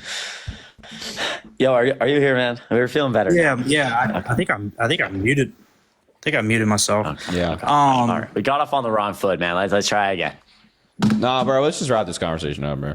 I think we've exercised it. Yeah, I should go walk. I should go like lift or something. You're gonna go on the Peloton? No, I'm gonna go for a drive. Oh, I thought you said you were gonna go walk. Okay, yeah, I should go. Oh, hey, listen, everybody in chat, I love you. Thanks for all the support, JW. You're incredible. I love all of you. Seriously, you guys give me some good laughs. And guest above me, I do apologize for being rude. A little on edge right now. Appreciate you a lot. All right, you guys be safe. Harry, thanks for the good conversation. Yeah, man. All right, brother. You have a good one. All right, guys. Well, you can come back another time and have a further conversation. All right. All right, Harry. Sounds good. Just before I go, is your pussy as red as your cheeks? How old are you? 27. I told you that. You're 27. You're making a joke like that? You have like a girlfriend or something? Oh, he's leaving right now. It's really coward crap right there. That was a crazy thing to say, by the way, on a TikTok live in front of 3,000 people. After you get dog walked in a debate, that's crazy. And somebody in the chat said that's not even funny. Like, yeah, it wasn't even like a funny comment. Like, if he said something funny that was satirical, I would have given him props. But that was just like, kind of gross, to be honest. But anyway, I digress. Elise, thank you for the $1 saying Snapchat recap tonight will be crazy. Damn right. By the way, he's leaving right now because he's running away. Megan, thank you for the $10. OMG, also for your guess. What is so bad if SA is the most important issue? As a great victim, that is my moral line. I would never vote for someone accused by 26 plus women of that. Stop acting like it's not important. Exactly, Megan. It's an incredibly important issue, regardless of freaks like that saying it's not. Kelly, think of the $10. Not to be rude, but tell this guest to go kick rocks with open-toed sandals.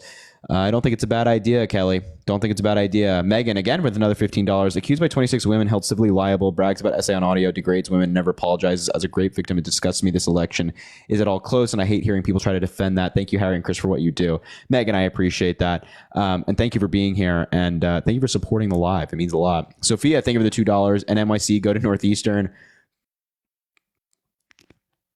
I won't read the message out in its entirety, but I got you. Caden, thank you for the $5. Tony, thank you for the $5 saying thanks for all you do. I appreciate you. Karen with the $1 saying DNC payment. I appreciate that. That's how we do it, ladies and gentlemen. Sky Daddy, former MAGA and Wow. Turning Point USA rep, now voting blue. Thank you.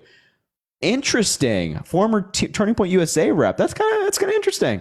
That's quite the turnaround. I appreciate you doing that. And thank you for the $5 and letting me know about that. That's like Turning Point USA is a super conservative organization. So to like be a part of Turning Point USA and then and then vote for Democrat is like, we love a good transition, a good development. We love that. Amelia, thank you for the $10. Difference between serving and sitting in office. I appreciate you, Amelia. I appreciate all of that, guys. All right, everybody. I'm going to wrap up the live there. We're going to call it for the night. I appreciate you guys being here, tuning into the live. Thank you so much for being here. As always, we're 10 days away from the election, or I guess I should say now more like 9. So I keep working hard, keep doing your part, and hopefully we prevail. So make sure to follow on TikTok, also follow on Snapchat, Instagram, Twitter, YouTube. All of those links are in my bio. I would appreciate if you go follow on all of those things. All those different platforms means a lot if you do so.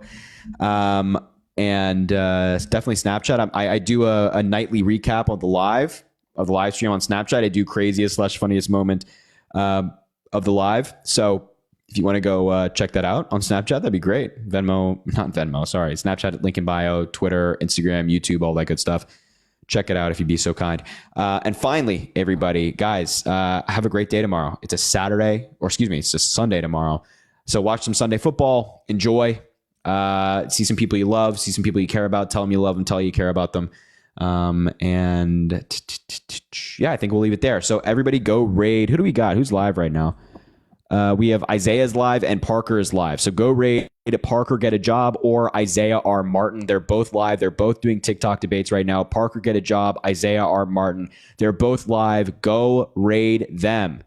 Go raid them. Go tell them that you care about them. Go tell them that you appreciate the work that they're doing and that we appreciate the work that they're doing. It's a team effort, everybody. So go tell them that we appreciate them. Go raid Parker Get a Job and Isaiah R. Martin. And when you raid them, say Harry raid, Harry raid, Harry raid. Let them know that we sent you. Let them know that you came from here. Let them know all of that good stuff. All right. Go talk to them. Go let them know. Go watch their stream.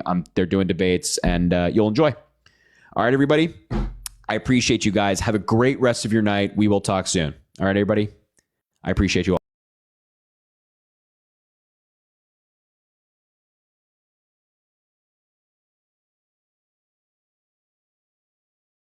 Then how do you know that how are you going to evaluate he's going to be better for the economy?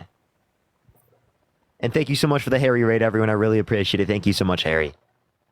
To be honest, I live in Canada, so I don't even know. Oh, okay. Well then, Fuck bye. off, you fucking... Kelvin, thank you so much for the subscription. Thank you so much, Kelvin. All right, let's get this next person up here. Only send a guest request if you will be voting for Trump in 2024. You've talked to Deborah before, right, Law? Deborah, yeah. Yeah. She's in the comments, in the guest box. I'm not going to add her up. We've talked too many times. But, what's up, how old are you? I'm 31. Are you voting Trump? No, sir, but can I ask a really quick question? No, I'm sorry. We are just looking for people who are voting for Trump. I do appreciate you coming up, though. Thank you so much. Hello, hairy people. Thanks for coming. What's up, hairy people? What's up, Harry's people? Persons of Harry. Persons from Harry. People from Harry. What's up, how old are you? I am 31. Are you voting for Trump? Yes, I am. Why so? Due to the immigration policies. What immigration policies? The immigration policies on deporting the illegal immigrants back to Mexico. Okay. Due to the housing market, the illegal immigrants have caused... I'm sorry, it's just really loud. I don't want to do that. I'm sorry, bro. I would have that conversation. It's just the background noise is brutal, and it sounds like they're in public. So, what's up? How old are you? Yeah, I'm 38. You voting Trump? Yes. Why so? Just want to touch on something that you said earlier. Logan, thank you for $5. Thank you, Logan. 1 Corinthians 6:9 says that homosexuals will not enter heaven. So just to prove you wrong. Read the